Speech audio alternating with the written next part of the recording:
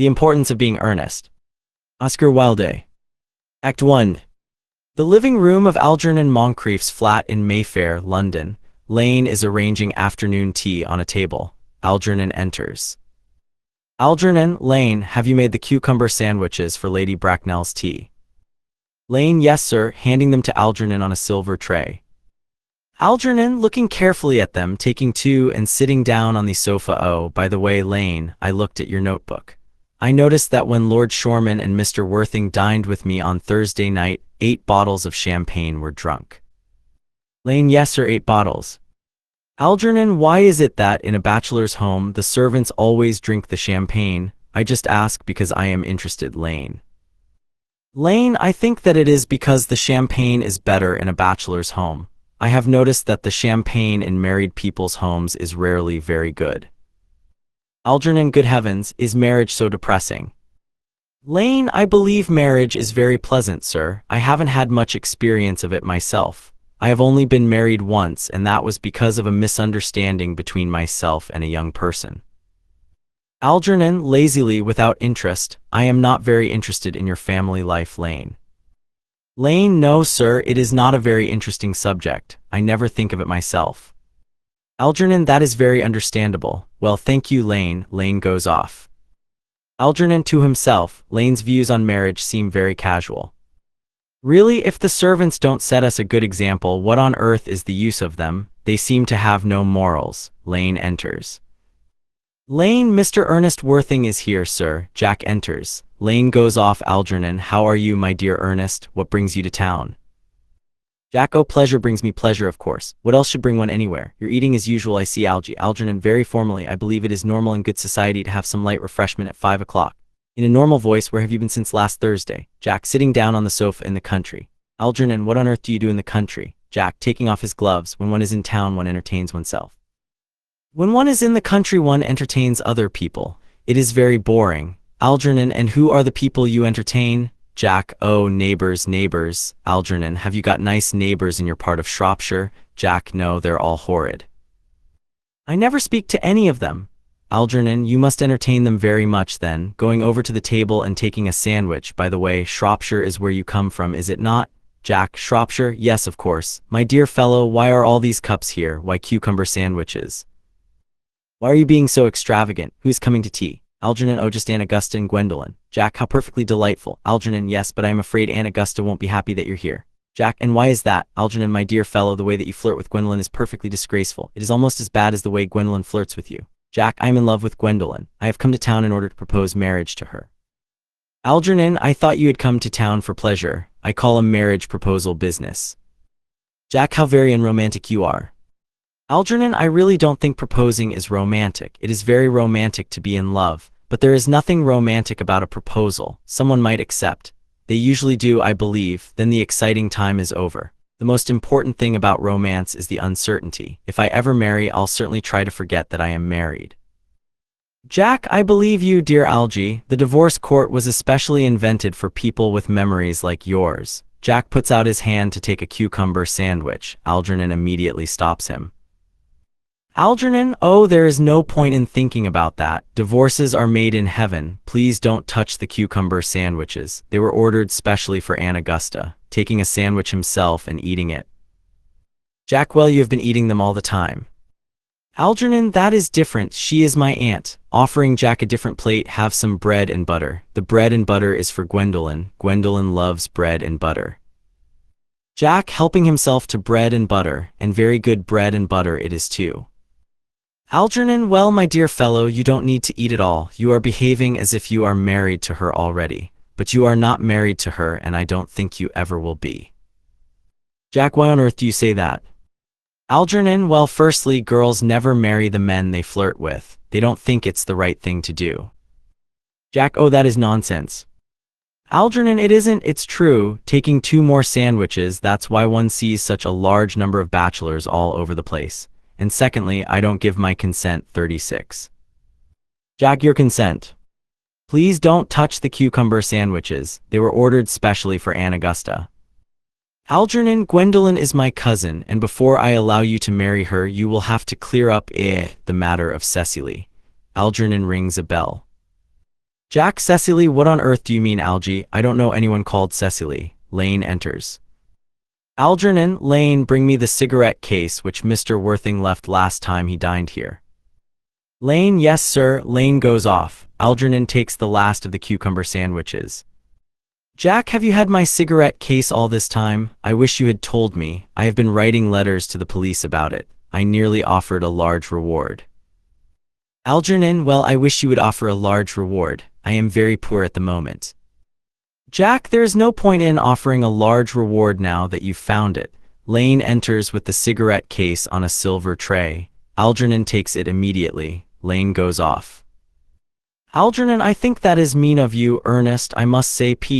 Opening the case and examining it, however, it doesn't matter. Now I look at the inscription 38 inside, I see that this isn't yours. Jack, of course it's mine. Moving towards Algernon, you have seen me with it 100 times and you shouldn't be reading what is written inside it. It is very impolite to read a private cigarette case. Algernon, oh, it is ridiculous to have rules about what one should read and what one shouldn't. Most of modern culture depends on reading what one shouldn't read. Jack, I know that, and I am not going to discuss modern culture. I simply want my cigarette case back. Algernon, yes, but this isn't your cigarette case. This cigarette case is a present from someone called Cecily, and you said you don't know anyone called Cecily. Jack, well, if you want to know, Cecily is my aunt. Algernon, your aunt. Jack, yes, she is a charming old lady. Just give it back to me, Algie. Algernon, going behind the sofa, but why does she call herself Little Cecily if she is your aunt? Reading from Little Cecily with all her love. Jack, going to the front of the sofa and kneeling on it, my dear fellow, some ants are tall, some ants are not tall. My aunt should be allowed to decide her height for herself. You seem to think that every ant should be like your aunt, Lady Bracknell. That is ridiculous. Now give me back my cigarette case, following Algernon all around the room. Algernon, yes, but why does your aunt call you her uncle? Reading from Little Cecily with all her love to her dear Uncle Jack.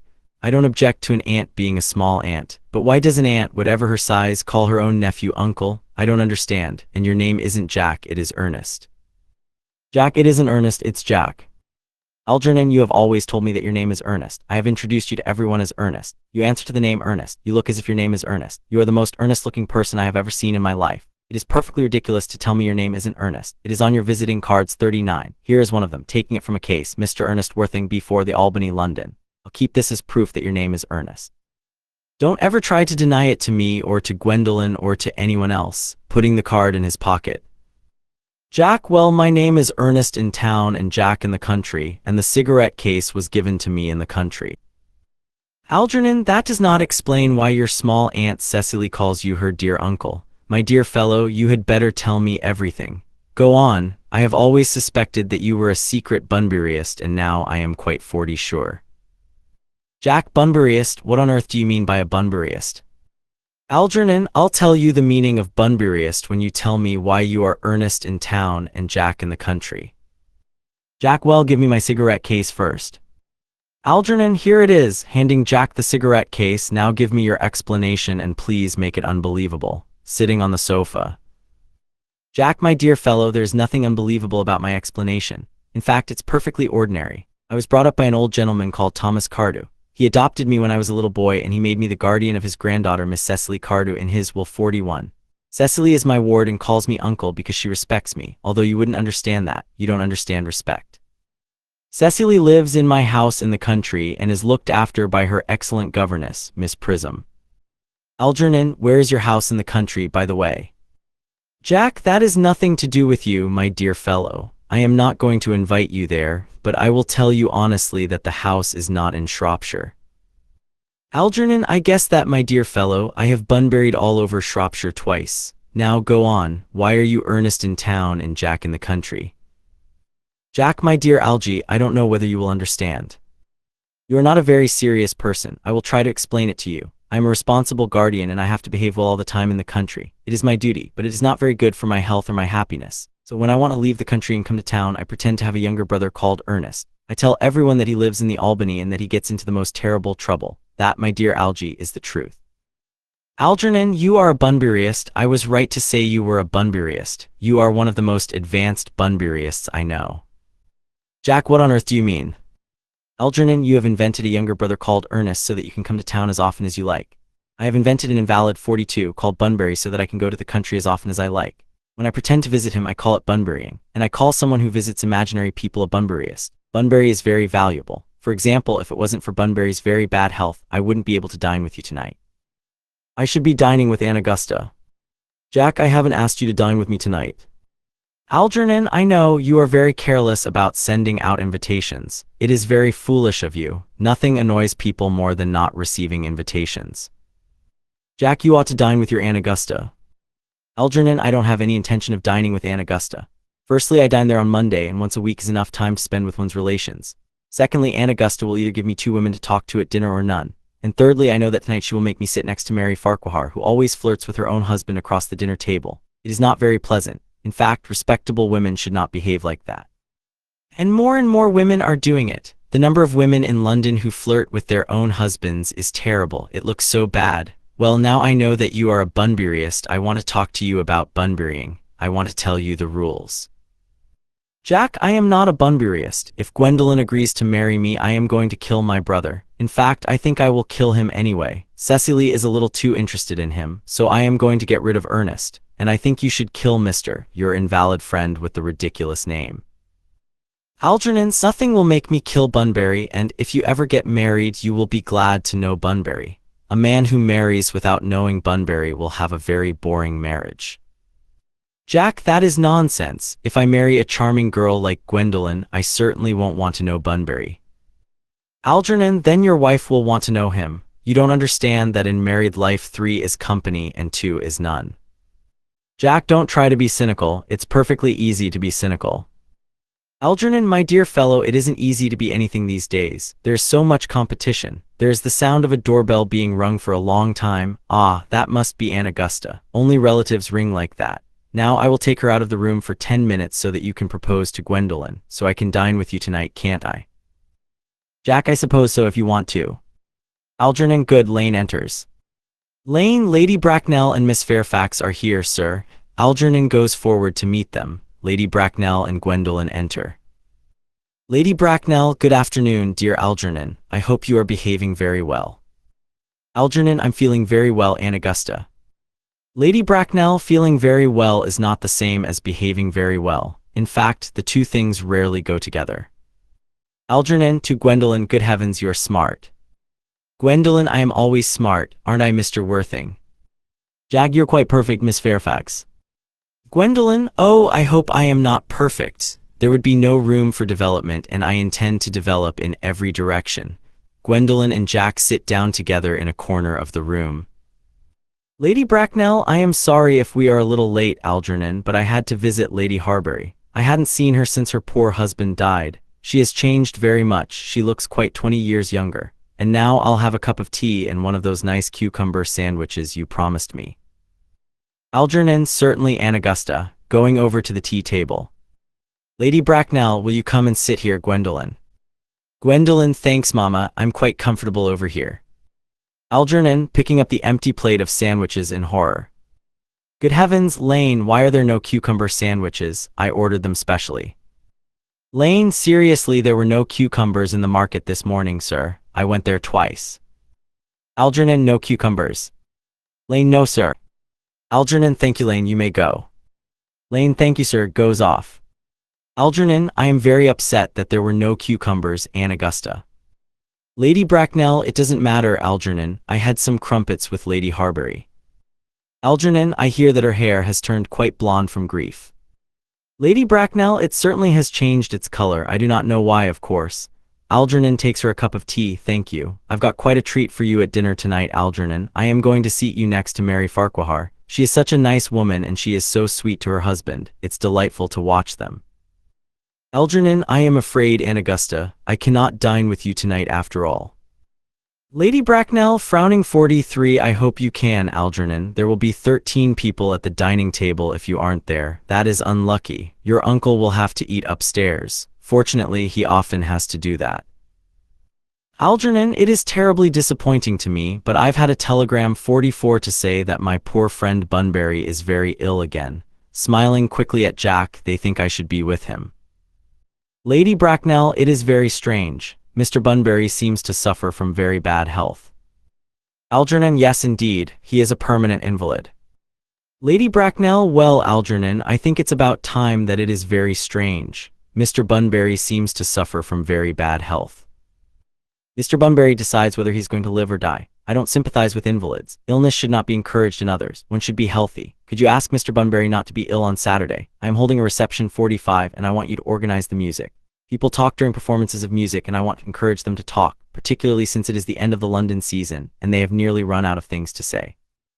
Algernon, I'll speak to Bunbury and Augusta if he is still conscious. I think I can promise you that he will be well by Saturday. Of course, the music is a problem. You see, if one plays good music, people don't listen, and if one plays bad music, people don't talk. But I will show you the program of music I have chosen if you will come into the music room for a moment. Lady Bracknell, thank you, Algernon. It is very thoughtful of you. Lady Bracknell and Algernon go into the music room. Gwendolen remains behind. Jack, it's been a charming day, Miss Fairfax. Gwendolen, please don't talk about the weather, Mr. Worthing. When people talk to me about the weather, I always feel quite certain they mean something else and I get nervous. Jack, I do mean something else. Gwendolen, I thought so. In fact, I am never wrong. Jack, I would like to talk to you about the something else while Lady Bracknell is out of the room. Gwendolen, then talk about it quickly. Mama often comes back into a room suddenly. Jack, nervously, Miss Fairfax, ever since I met you, I have admired you more than any girl I have met ever since I met you.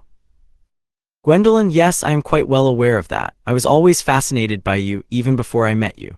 Jack looks at her in amazement. We live in an age of ideals. Any expensive monthly magazine will tell you that, and my ideal has always been to love someone called Ernest.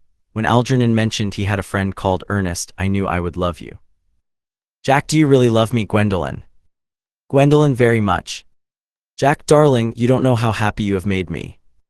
Gwendolen, my own Ernest. Jack, but could you love me if my name wasn't Ernest? Gwendolen, but your name is Ernest. Jack, yes, I know it is, but what if it was something else? Couldn't you love me then? Gwendolen, cleverly, but you are called Ernest, so there is no reason to think about you not being called Ernest. Jack, personally, darling, I don't really like the name Ernest. I don't think the name suits me. Gwendolen, it suits you perfectly. It is a wonderful name. It is musical. Jack, well, really, Gwendolen, I think there are a lot of nicer names. I think that Jack, for instance, is a charming name. Gwendolen, Jack, no, there is very little music in the name Jack. It does not excite me. I have known several Jacks and they all were very ordinary. I feel pity for any woman who is married to a man called Jack. I think the only really good name is Ernest. Jack, Gwendolen, I must get baptized 47 at once. I mean, we must get married at once. There is no time to lose. Gwendolen, shocked, married, Mr. Worthing. Jack, well, so you know that I love you and you told me, Miss Fairfax, that you love me. Gwendolen, I do love you, but you haven't proposed to me yet. Nothing has been said about marriage. Jack, well, may I propose to you now?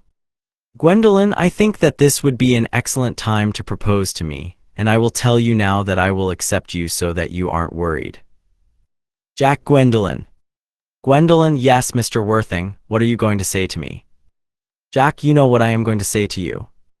Gwendolen, yes, but you haven't said it. Jack, Gwendolen, will you marry me? Going down on his knees. Gwendolen, yes, of course I will. You have taken a long time to ask. I am afraid you have had very little experience of proposing. Jack, my dear, I have never loved anyone in the world but you.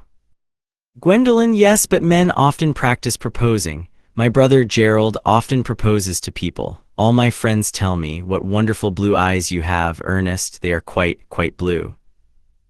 I hope you will always look at me like that, especially when there are other people in the room.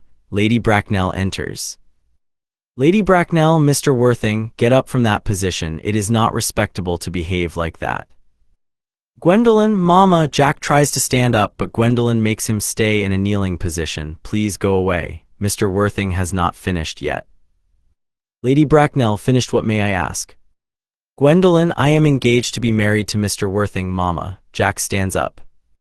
Lady Bracknell, pardon me, you are not engaged to anyone, Gwendolen. When you are engaged to someone, I or your father will inform you of the fact. An engagement should come as a surprise to a young girl, a pleasant surprise or an unpleasant surprise. It is not something that she is allowed to arrange for herself. And now I have a few questions to ask you, Mr. Worthing. While I am asking these questions, you, Gwendolen, will wait for me in the carriage 48. Gwendolen, Mama. Lady Bracknell, wait in the carriage, Gwendolen. Gwendolen goes to the door. She and Jack kiss their hands and pretend to blow the kisses to each other behind Lady Bracknell's back. Lady Bracknell looks around for the cause of the noise. Finally, she turns round and sees them. Frowning, Gwendolen, I said wait for me in the carriage. Gwendolen, yes, Mama, going off looking back at Jack. Lady Bracknell, you can sit down, Mr. Worthing. Looks in her pocket for a notebook and pencil. Jack, thank you, Lady Bracknell, I prefer to stand. Lady Bracknell, notebook and pencil in hand, I must tell you that you are not on my list of eligible young men, although I have the same list as the Duchess of Bolton. We worked together during the season. However, I am quite ready to add your name to the list if your answers are satisfactory. Do you smoke? Jack, well, yes, I do smoke. Lady Bracknell, I am glad to hear it. A man should always have an occupation. 49. There are far too many men in London who don't have an occupation. How old are you? Jack, 29. Lady Bracknell, that's a very good age to get married. I have always believed that a man who wants to get married should know everything or nothing. Which do you know? Jack, after hesitating, I know nothing, Lady Bracknell. Lady Bracknell, I am pleased to hear it. I approve of ignorance. I don't approve of modern education. Fortunately, in England at least, education has no effect at all. What is your income? Jack, it's between £7,000 and £8,000 a year. Lady Bracknell, making a note in her book, do you earn this income from land that you own or from investments? 50. Jack, from investments. Lady Bracknell, that is satisfactory. Owning land is neither profitable nor pleasurable. It costs money to look after it when one is alive, and then there are taxes when one is dead. That's all I can say about land. Jack, I have a country house with some land, but I don't depend upon it for my income. Lady Bracknell, a country house, how many bedrooms? Well, that doesn't matter. I hope you have a house in town. Gwendolen must have a house in town. Jack, well, I do have a townhouse in Belgrave Square, but it is rented to Lady Bloxham. Lady Bracknell, Lady Bloxham, I don't know her. Jack, oh, she doesn't go out very much, she's very old. Lady Bracknell, she's not necessarily respectable even if she is old. What number? Belgrave Square. Jack, 149. Lady Bracknell, shaking her head disapprovingly, but that is the unfashionable side of the street. However, that could easily be changed. Jack, do you mean the fashion or the side? Lady Bracknell, very disapprovingly, both, if necessary. Now let us discuss less important details. Are your parents living? Jack, I have lost both my parents. Lady Bracknell, to lose one parent, Mr. Worthing, is unfortunate. To lose both seems like carelessness. Who was your father? He must have been a wealthy man. Was he a businessman or an aristocrat? Jack, I am afraid I don't know. Lady Bracknell, I said that I had lost my parents. In fact, my parents lost me. I don't know who I am. I was found. Lady Bracknell, found. Jack, the late 51 Mr. Thomas Cardew, a very kind and charitable old gentleman, found me and called me Worthing because he had a train ticket for Worthing in his pocket at the time. Worthing is a seaside town. Lady Bracknell, where did the kind gentleman who had a train ticket for this seaside town find you? Jack, seriously, in a handbag. Lady Bracknell, a handbag. Jack, very seriously, yes, Lady Bracknell. I was in a handbag, a large black leather handbag, an ordinary handbag with handles. Lady Bracknell, where did Mr. Thomas Cardew find this ordinary handbag? Jack, in the cloakroom 52 at Victoria Station, here in London. It was a mistake. It was given to him instead of his own bag. Lady Bracknell, in the cloakroom at Victoria Station. Jack, yes. Lady Bracknell, Mr. Worthing, I am shocked by what you have just told me. I do not think it is right to be born in a handbag, even if it has handles. And I do not think it is right to be found in a handbag in a cloakroom at a railway station. It is not the way to become a respectable gentleman with a good position in society. Jack, what is your advice, Lady Bracknell? I would, of course, do anything to make Gwendolen happy. Lady Bracknell, my advice to you, Mr. Worthing, is this: try to find some relations as soon as possible, and try to find at least one parent. Jack, well, I don't see how I could possibly do that. I can show you the handbag. It is in a wardrobe at home. I really think that should satisfy you, Lady Bracknell. Lady Bracknell, me, sir, it has nothing to do with me. Do you really think that Lord Bracknell would allow our only daughter to marry the son of a cloakroom and form a relationship with a piece of luggage? Goodbye, Mr. Worthing. Lady Bracknell leaves the room with great dignity. 53. Jack, goodbye. Algernon starts singing a wedding march. 54 in the music room. Jack looks very angry and goes to the door. Stop singing that awful tune, Algie. The singing stops and Algernon enters cheerfully. Algernon, didn't everything work out all right, old fellow? Did Gwendolen refuse to marry you?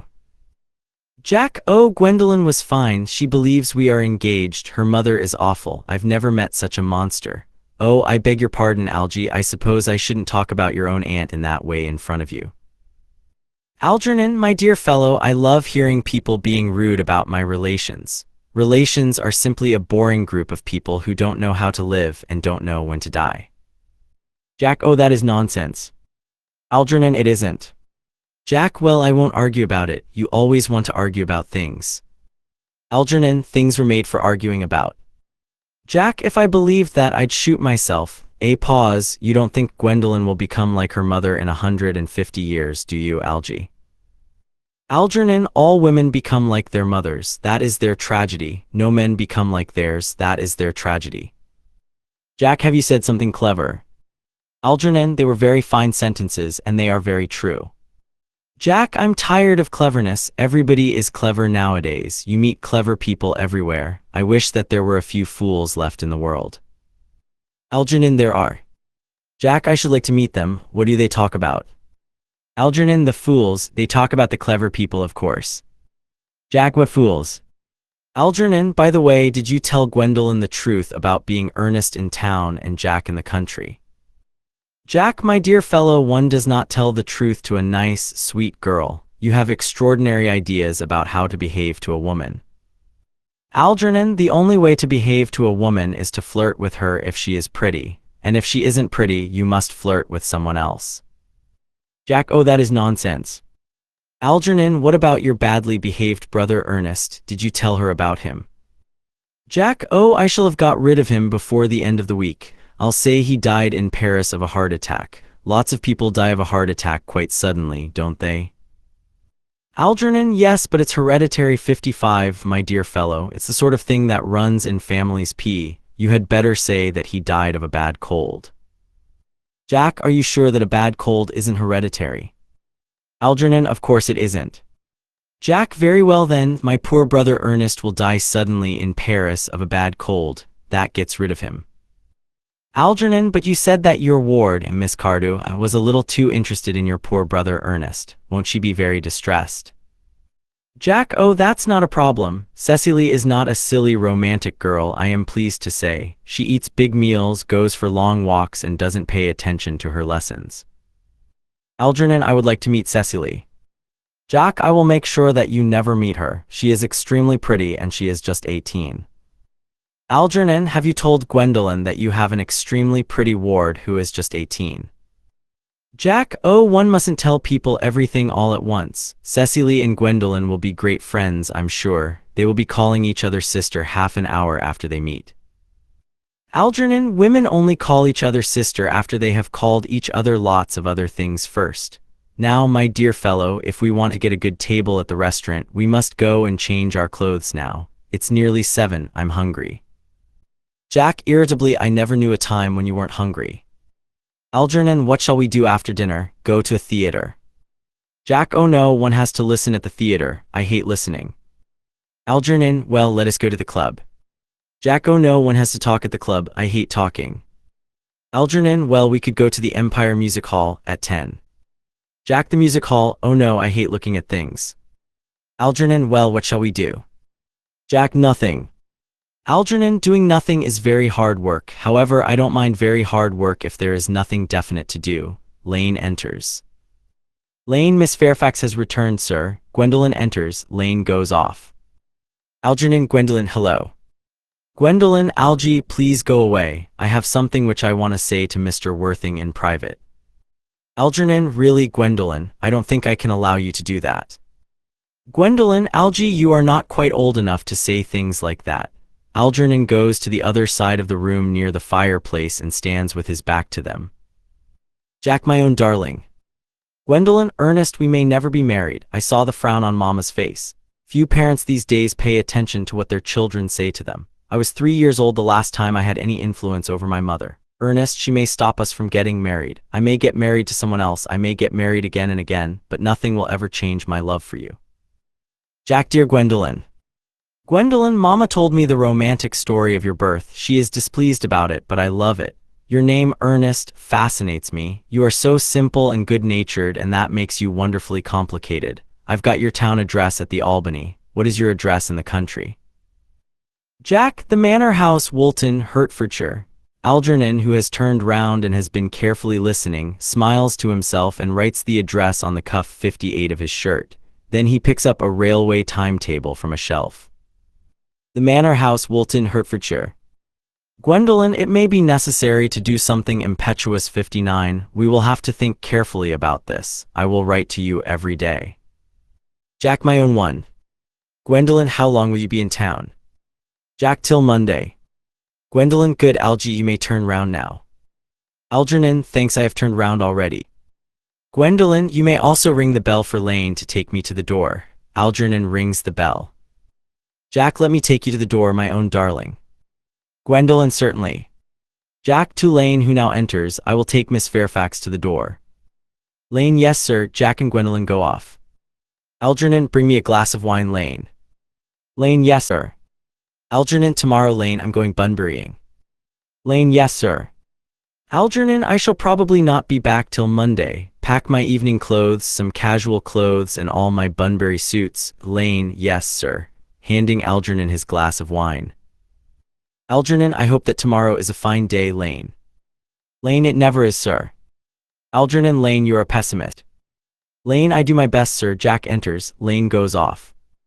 Jack, what a sensible, intelligent girl, the only girl I've ever cared for in my life. Algernon is laughing loudly. What on earth are you laughing at? Algernon, oh, I'm a bit worried about poor Bunbury, that is all. Jack, your friend Bunbury will get you into trouble one day, you know. Algernon, I love trouble. It's the only thing which is never serious. Jack, oh, that's nonsense, Algie. You never talk anything but nonsense. Algernon, nobody ever does. Jack shakes his head at him and leaves the room. Algernon lights a cigarette, looks at his shirt cuff and smiles. Act 2. The garden at the Manor House in Woolton, Hertfordshire, Jack Worthing's country home. Miss Prism is sitting at a table. Cecily is watering flowers. Miss Prism, calling Cecily. Cecily, I think that watering flowers is a servant's occupation rather than yours, especially at a moment when the pleasures of education are waiting for you. Your German grammar book is on the table. Please open it at page 15. We will do yesterday's lesson again. Cecily, coming over to the table very slowly, but I don't like German. It isn't a very pretty language. I know that I look quite ugly after my German lesson. Miss Prism, child, your guardian is anxious that you improve yourself in every way. As he was leaving for town yesterday, he reminded me how important your German is. Indeed, he always reminds me how important your German is when he is leaving for town. Cecily, dear Uncle Jack is so very serious. Sometimes he is so serious that I think he must be ill.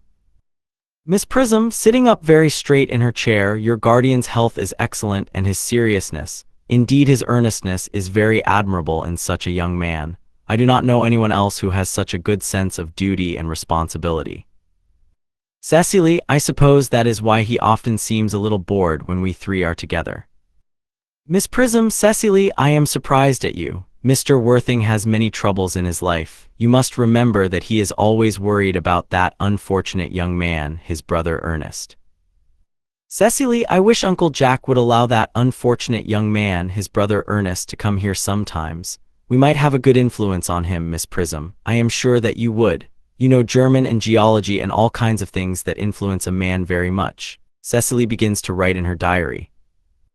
Miss Prism, shaking her head, I do not think that even I could have a good influence on his character.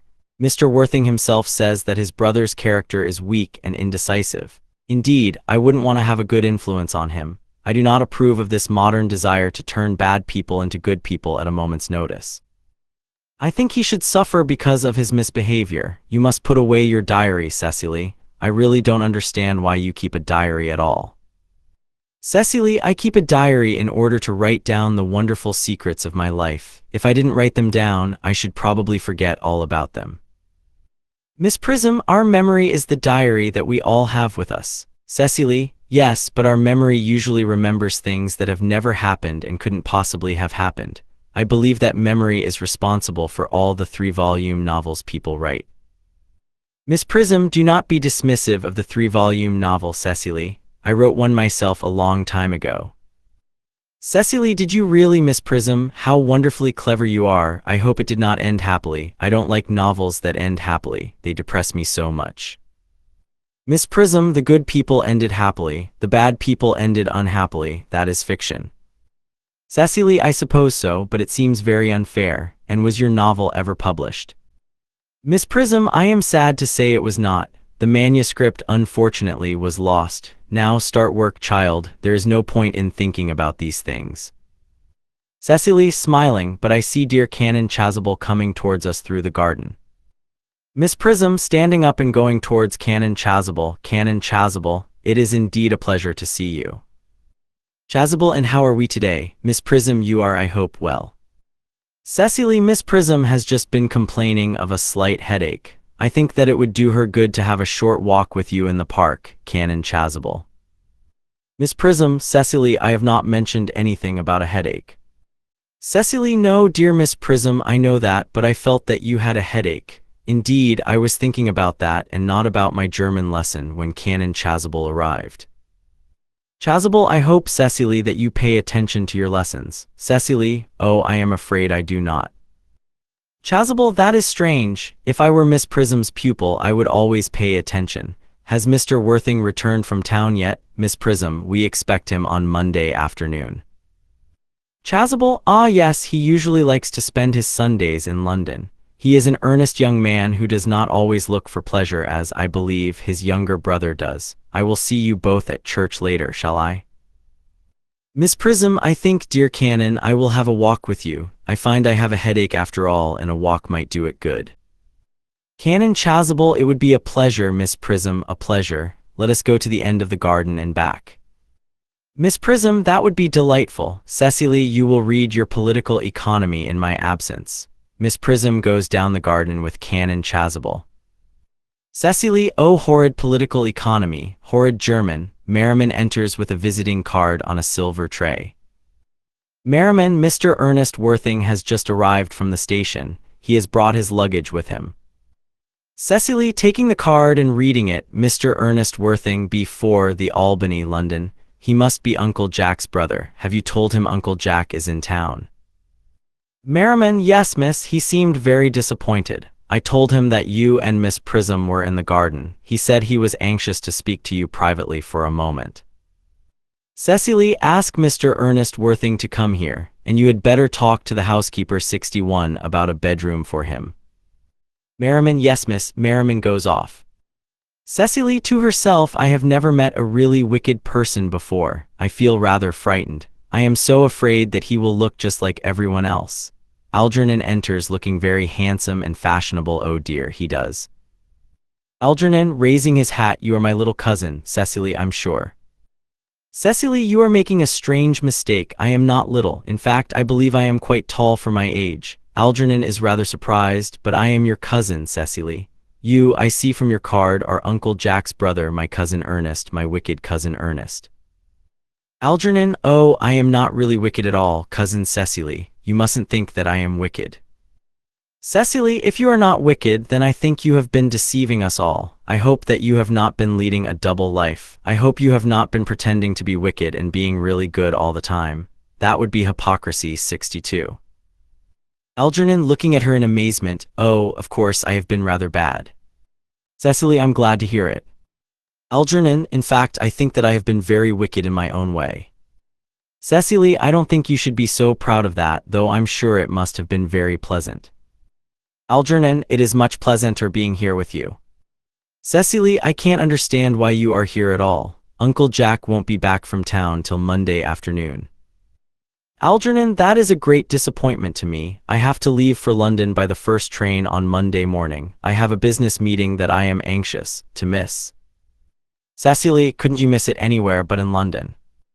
Algernon, no, the appointment is in London. Cecily, well, of course, I know that it is important not to attend a business meeting. That is what makes life interesting. But I think you should wait till Uncle Jack arrives. I know he wants to speak to you about your emigration.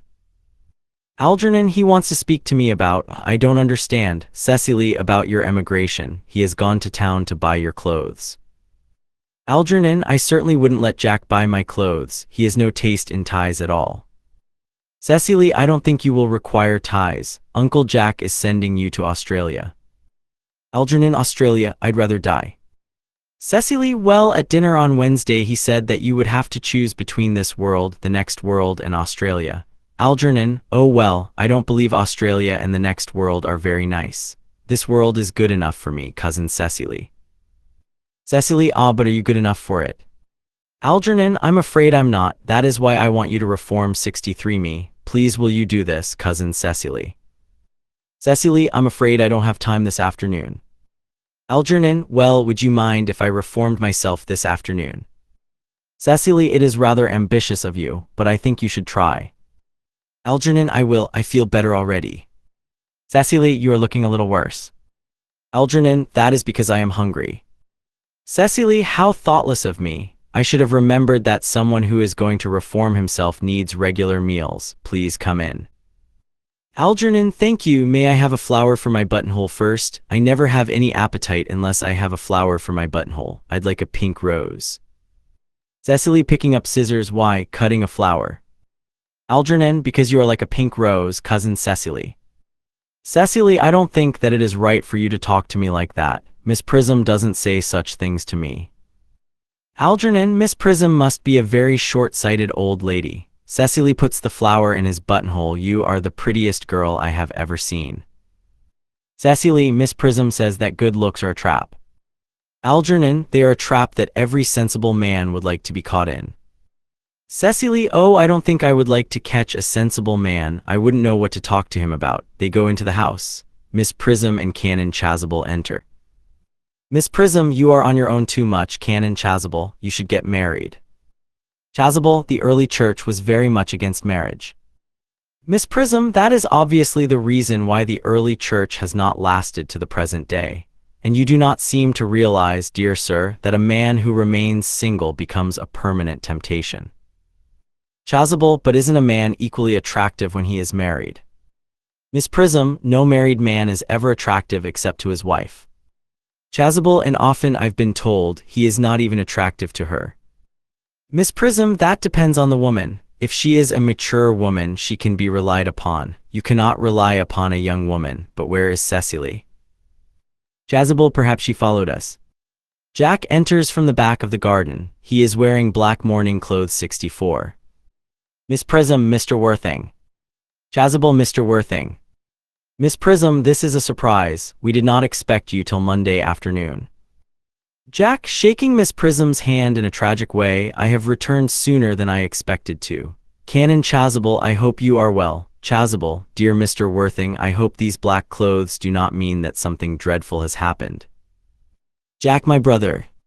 Miss Prism, more shameful debts and bad behavior. Chasuble, is he still leading his wicked life? Jack, shaking his head, dead.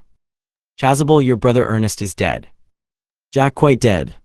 Miss Prism, what a lesson for him. I hope he will learn from this. Chasuble, Mr. Worthing, I offer you my sincere condolences. 65. At least you know that you have always been most generous and forgiving to him.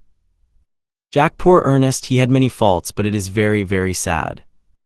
Chasuble, very sad indeed. Were you with him at the end? Jack, no, he died abroad in Paris, in fact. I had a telegram last night from the manager of the Grand Hotel in Paris. Chasuble, did the telegram mention the cause of death? Jack, a bad cold it seems. Miss Prism, as a man sows, so shall he reap. 6. Chasuble, Charity. 66. Dear Miss Prism, Charity, none of us are perfect. I myself am particularly sensitive to drafts. 67. Will the funeral take place here? Jack, no, it seems he wanted to be buried in Paris. Chasuble, in Paris, shaking his head, I don't think he was being very serious even at the end. You will want me to mention this sad event in church next Sunday. Jack presses Canon Chasuble's hand very hard and looks very sad. My sermon 68 on the mercy of God can be used on any occasion, happy or sad. They all sigh. I have preached it at baptisms, weddings, and funerals. The last time I preached it was to the Society for the Prevention of Discontent 69 among the upper classes. The bishop who was present liked it very much.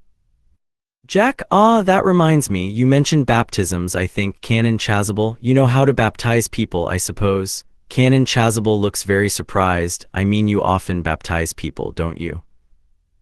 Miss Prism, it is, I am sorry to say, one of the canon's most frequent duties. I have often spoken to the poorer classes about it, but they don't take any notice.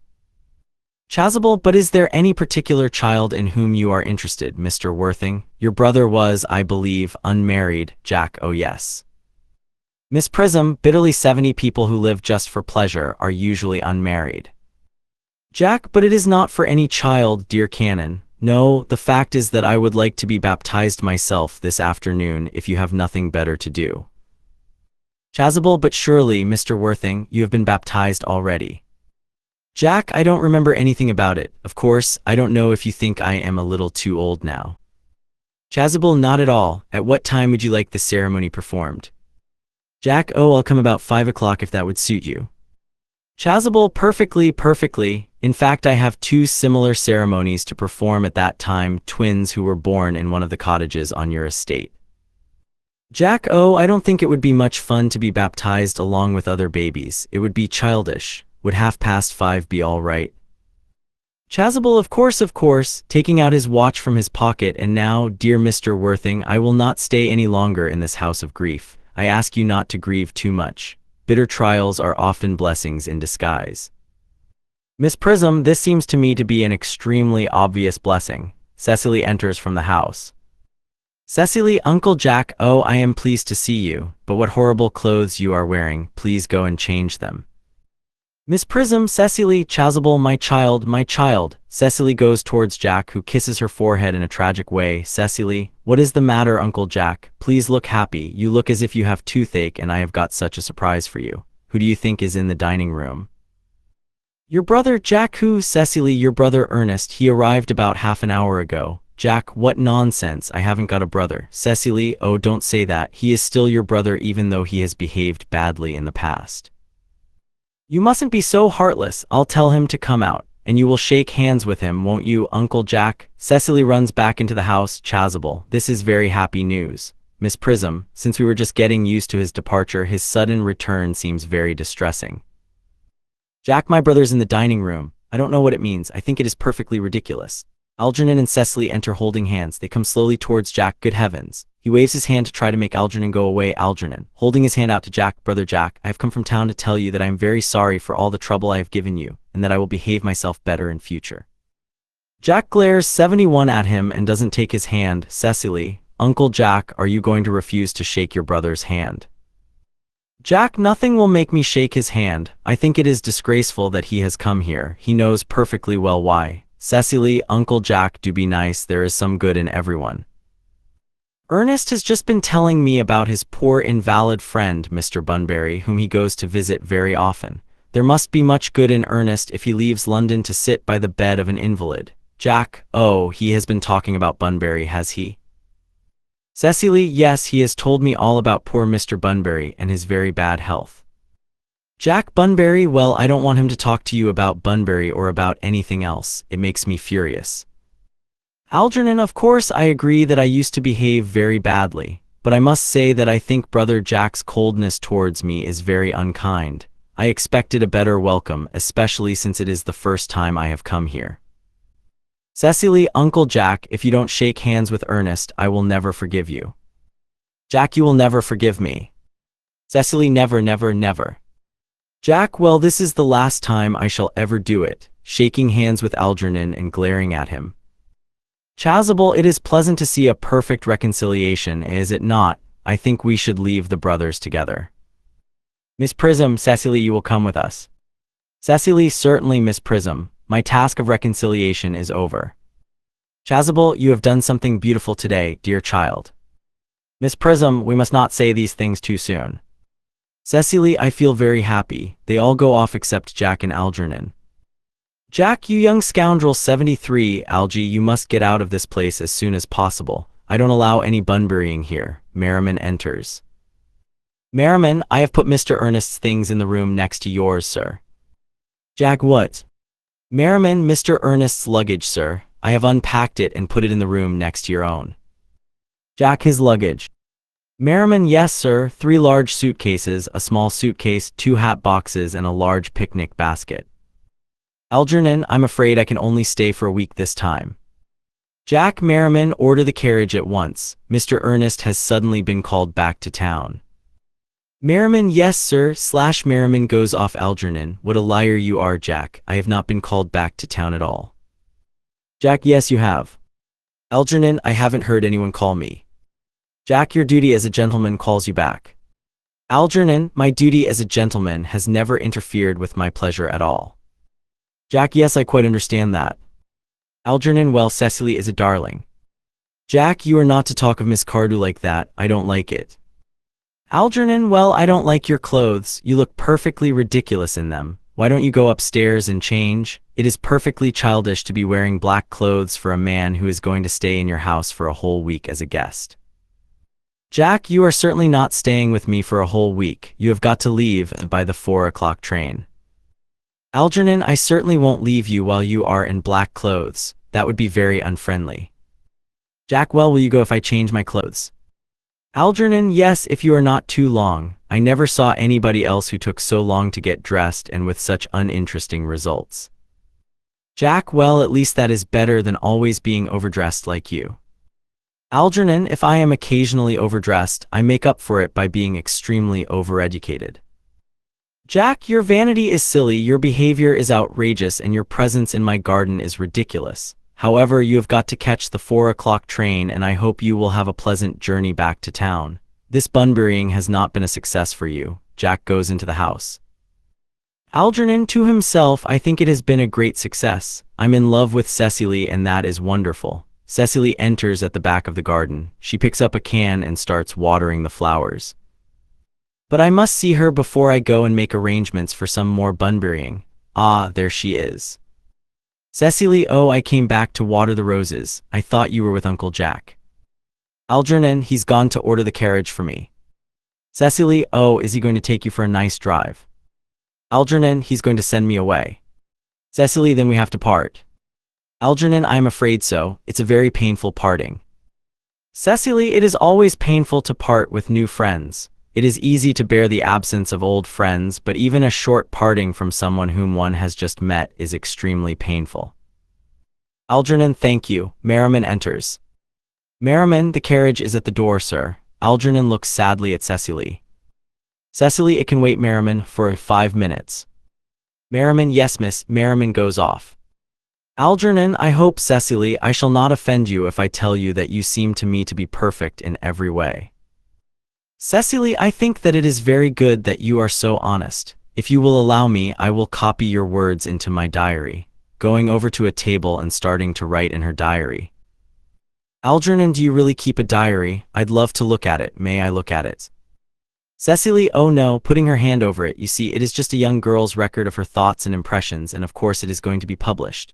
When it appears in the form of a book, I hope you will buy a copy. But please don't stop, Ernest. I enjoy writing things down from dictation. I have got to perfect in every way. You can go on. I am quite ready to write down more. Algernon, rather surprised, coughing, ahem. Cecily, oh, don't cough, Ernest. When one is dictating, one should speak clearly and not cough. Besides, I can't spell a cough, writing as Algernon speaks. Algernon, speaking very quickly, Cecily, ever since I first looked at your wonderful beauty, I have loved you wildly, passionately, devotedly, hopelessly. Cecily, I don't think that you should tell me you love me wildly, passionately, devotedly, hopelessly. Hopelessly doesn't make much sense, does it? Algernon, Cecily, Merriman enters. Merriman, the carriage is waiting at the door, sir. Algernon, tell it to come to the door next week at the same time. Merriman, looking at Cecily, who doesn't say anything. Yes, sir. Merriman goes off. Cecily, Uncle Jack would be very annoyed if he knew you were staying till next week at the same time. Algernon, oh, I don't care about Jack. I don't care about anybody in the whole world except you. I love you, Cecily. You will marry me, won't you? Cecily, you silly boy, of course. We have been engaged for the last 3 months. Algernon, for the last 3 months. Cecily, yes, it will have been 3 months on Thursday. I have got to perfect in every way. Algernon, but how did we become engaged? Cecily, well, ever since Uncle Jack told us he had a very wicked younger brother, you, of course, have been the main topic of conversation between myself and Miss Prism. And a man who is talked about all the time is very attractive. And I fell in love with you, which is probably a bit silly of me. Algernon, darling, and when did we become engaged? Cecily, on the 14th of February. I was unhappy that you didn't know I existed, so I made up my mind to decide the matter one way or the other. After thinking about it for a long time, I decided to accept your proposal of marriage. I decided that we were engaged. And so the next day I bought this little ring for you to give me, and I promised you that I would always wear it. Algernon, did I give you this? It's very pretty, isn't it? Cecily, yes, you've got wonderfully good taste, Ernest. It's the excuse I've given you for leading such a bad life. And this is the box in which I keep all your dear letters, putting a box on the table. Opening the box and bringing out a bundle of letters tied up with a blue ribbon. Algernon, sitting beside her, my letters, but my own sweet Cecily, I have never written you any letters. Cecily, you needn't remind me, Ernest. I remember very well that I had to write your letters for you. I always wrote 3 times a week and sometimes more often. Algernon, oh, do let me read them, Cecily. Cecily, oh, I couldn't possibly let you do that. They would make you far too conceited. 74. Replacing the box, the 3 that you wrote me after I had broken off the engagement are so beautiful and so badly spelt that even now they make me cry a little when I read them. Algernon, but was our engagement ever broken off? Cecily, of course it was, on the 22nd of March. You can see the diary entry if you like, showing her diary. Today I broke off my engagement with Ernest. I feel it is better to do so. The weather continues to be very pleasant. Algernon, but why on earth did you break it off? What had I done? I had done nothing at all. Cecily, I am very hurt indeed to hear that you broke it off, particularly when the weather was so pleasant. Cecily, it wouldn't have been a very serious engagement if it hadn't been broken off at least once, but I forgave you before the end of the week. Algernon, what a perfect angel you are, Cecily. Cecily, you dear romantic boy, he kisses her. Algernon, do you promise that you'll never break off our engagement again, Cecily? Cecily, I don't think I could break it off now that I have actually met you. Besides, of course, there is your name. Algernon, sounding nervous, yes, of course. Cecily, you must not laugh at me, darling, but it had always been a dream of mine to love someone called Ernest. Algernon stands up and then Cecily does also. There is something about that name which inspires confidence. I pity any poor married woman whose husband is not called Ernest. Algernon, but my dear child, couldn't you love me if I had another name? Cecily, but what name? Algernon, oh, any name you like. Algernon, for instance. Cecily, but I don't like the name Algernon. Algernon, well, my own dear, sweet, loving little darling, I can't see why you don't like the name Algernon. It is not a bad name. In fact, it is rather an aristocratic name. Half the fellows who get into the bankruptcy court 5 are called Algernon. But seriously, Cecily, moving to her and making her sit down with him, if my name was Algie, couldn't you love me? Cecily, standing up, I might respect you, Ernest. I might admire your character, but I would not really want to spend very much time with you. Algernon, Cecily, picking up his hat, the clergyman here is, I suppose, a very experienced man. Cecily, oh yes, Canon Chasuble is a very learned man. He has never written a single book, so you can imagine how much he knows. Algernon, I must see him at once about an important baptism. I mean, on important business. Cecily, oh. Algernon, I shan't be away for more than half an hour. Cecily, we have been engaged since the 14th of February and I only met you today for the first time, so I think it is rather hard that you should leave me for as long as half an hour. Couldn't you make it 20 minutes? Algernon, I'll be back in no time. He kisses her and runs down the garden. Cecily, what an impetuous boy he is. I must write about his proposal in my diary. She sits down and writes in her diary. Merriman enters. Merriman, a Miss Fairfax has just called to see Mr. Worthing. She says it is on very important business. Cecily, isn't Mr. Worthing in his library? Merriman, Mr. Worthing went to Canon Chasuble's house some time ago. Cecily, please ask the lady to come out into the garden and join me. Mr. Worthing is sure to be back soon, and you can bring tea. Merriman, yes, miss. Merriman goes off. Cecily, to herself, Miss Fairfax, I suppose she is one of the many good women who help Uncle Jack with his charitable work in London. I don't really like women who are interested in charitable work. I think it is so presumptuous of them. Merriman enters. Merriman, Miss Fairfax. Gwendolen enters. Merriman goes off. Cecily standing up and going to meet her. Let me introduce myself to you. My name is Cecily Cardew. Gwendolen, Cecily Cardew, moving to her and shaking hands. What a very sweet name. I think we are going to be great friends. I like you already more than I can say. My first impressions of people are never wrong. Cecily, how nice of you to like me so much when we have known each other for such a short time. Please sit down. Gwendolen, still standing up. I may call you Cecily, may I not? Cecily, of course, with pleasure. Gwendolen, and you will always call me Gwendolen, won't you? Cecily, if you wish. Gwendolen, then that is all quite settled, is it not? Cecily, I hope so. A pause, then they both sit down together. Gwendolen, perhaps this is a good opportunity to tell you who I am. My father is Lord Bracknell. You have never heard of Papa, I suppose. Cecily, I don't think so. Gwendolen, outside the family circle, Papa, I am glad to say, is completely unknown. I think that is quite right. The home seems to me to be the proper place for a man. Certainly once a man begins to neglect his duties at home, it makes him very attractive.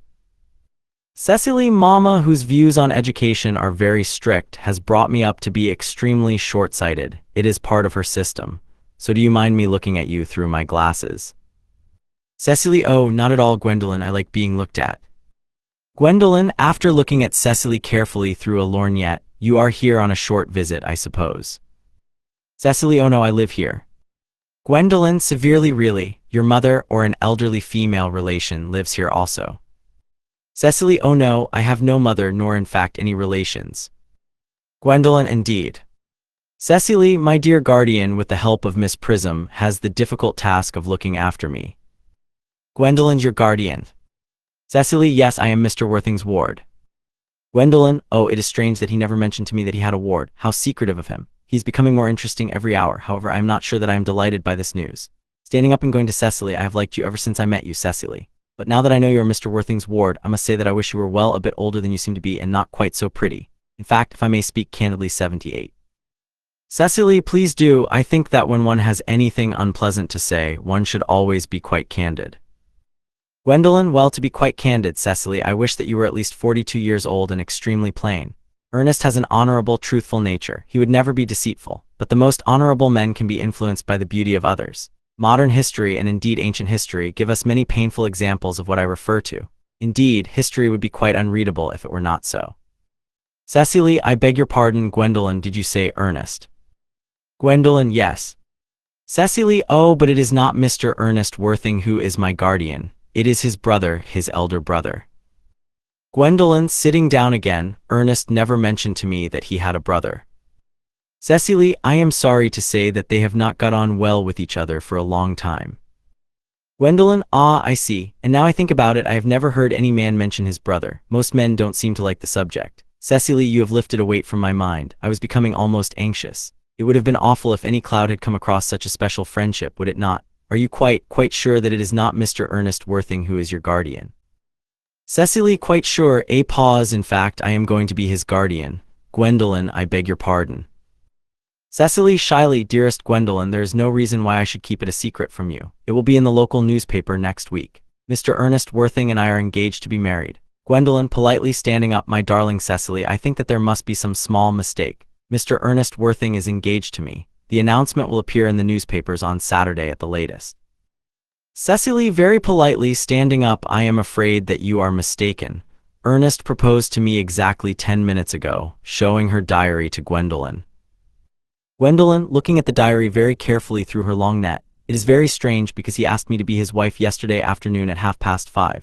Please check for yourself. Producing a diary of her own, I never travel without my diary. One should always have something exciting to read on the train. I am so sorry, dear Cecily, if it is any disappointment to you, but I am afraid that I was his first choice. Cecily, it would make me very sad, dear Gwendolen, to cause you any pain, but I feel I must point out that since Ernest proposed to you, he has clearly changed his mind. Gwendolen, thoughtfully, if the poor fellow has been trapped into making a foolish promise, it is my duty to rescue him at once and firmly. Cecily, thoughtfully and sadly, if my dear boy has got into an unfortunate entanglement, I will never reproach him for it when we are married. Gwendolen, are you calling me an entanglement, Miss Cardew? You are presumptuous. On an occasion of this kind, it becomes more than a duty to speak one's mind. It becomes a pleasure. Cecily, do you suggest, Miss Fairfax, that I trapped Ernest into it? Is very strange, because he asked me to be his wife yesterday afternoon.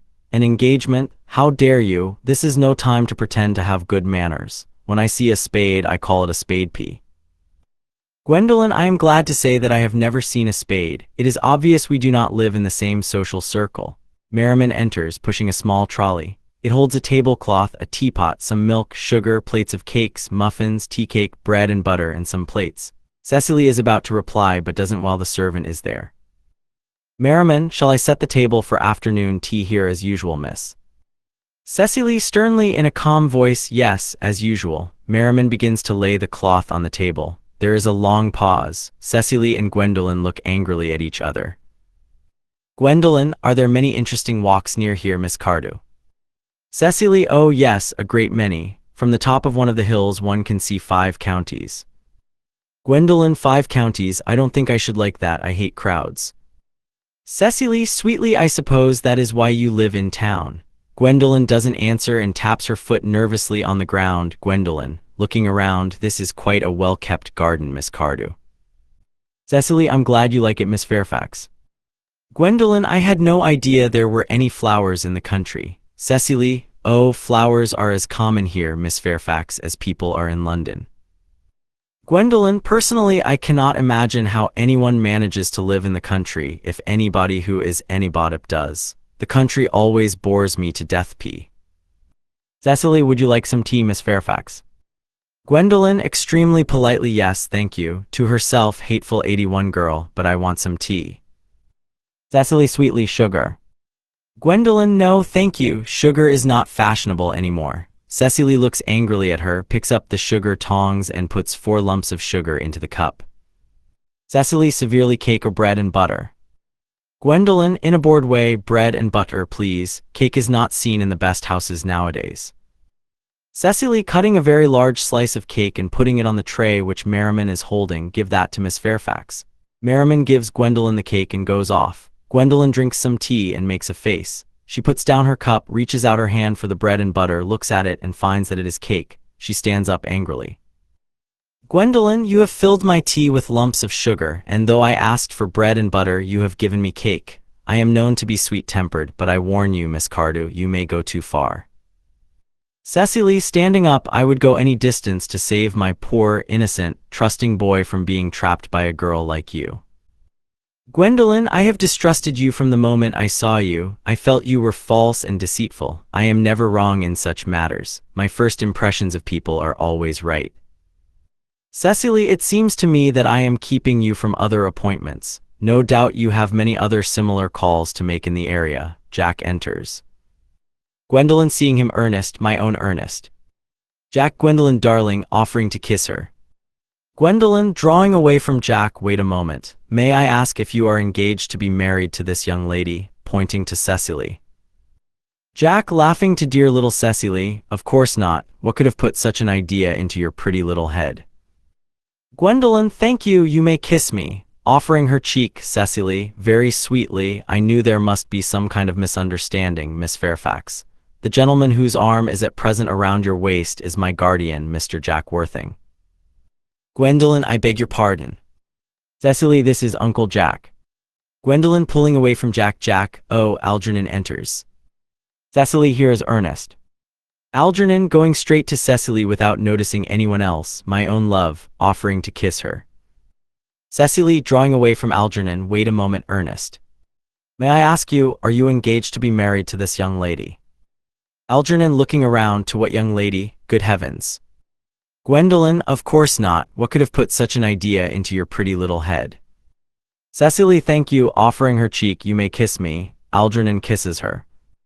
Gwendolen, I felt there was some slight error, Miss Cardew. The gentleman whose arm is at present around your waist is my cousin, Mr. Algernon Moncrief. Cecily, breaking away from Algernon Moncrief. Oh, the two girls moved towards each other and put their arms around each other's waists as if for protection. Are you called Algernon? Algernon, I cannot deny it. Cecily, oh. Gwendolen, is your name really Jack? Jack, standing rather proudly, I could deny it if I liked, I could deny anything if I liked, but my name certainly is Jack, it has been Jack for years. Cecily, we have both been terribly deceived. Gwendolen, my poor wounded Cecily. Cecily, my poor wronged Gwendolen.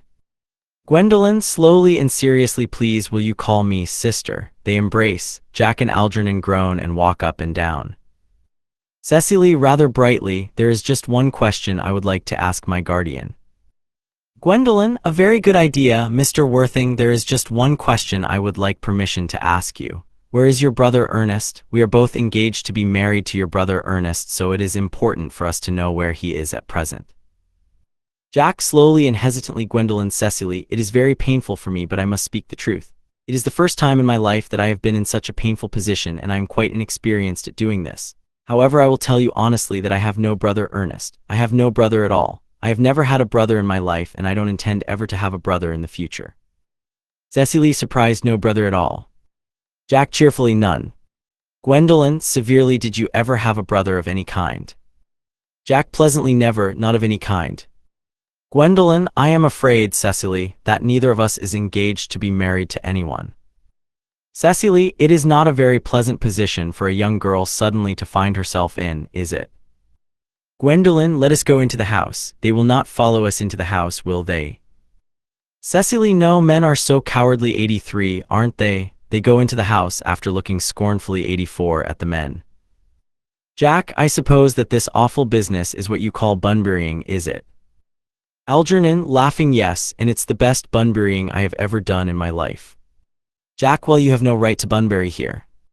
Algernon, that is absurd. 85, one has a right to bunbury wherever one chooses. Every serious bunburyist knows that.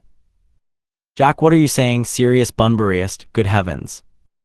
Algernon, well, one must be serious about something if one wants to enjoy one's life. I am serious about bunburying. I have no idea what you are serious about. I suppose you are serious about everything. Jack, well, the only satisfaction I get from this awful business is that you won't be able to bunbury anymore. Your friend Bunbury is quite finished. You won't be able to run away from town to the country quite so often now, Algy, and that's a very good thing. Algernon, your brother isn't very well, is he? Jack, dead. In fact, you won't be able to run away to town from the country quite so often now, and that's a very good thing too. Jack, and you have behaved very badly towards Miss Cardew. I must say that deceiving a sweet, simple girl like Cecily is very wicked of you, to say nothing of the fact that she is my ward. Algernon, I must say that deceiving a brilliant, clever young lady like Miss Fairfax is very wicked of you, to say nothing of the fact that she is my cousin. Jack, I wanted to be engaged to Gwendolen, that is all. I love her. Algernon, well, I simply wanted to be engaged to Cecily. I adore her.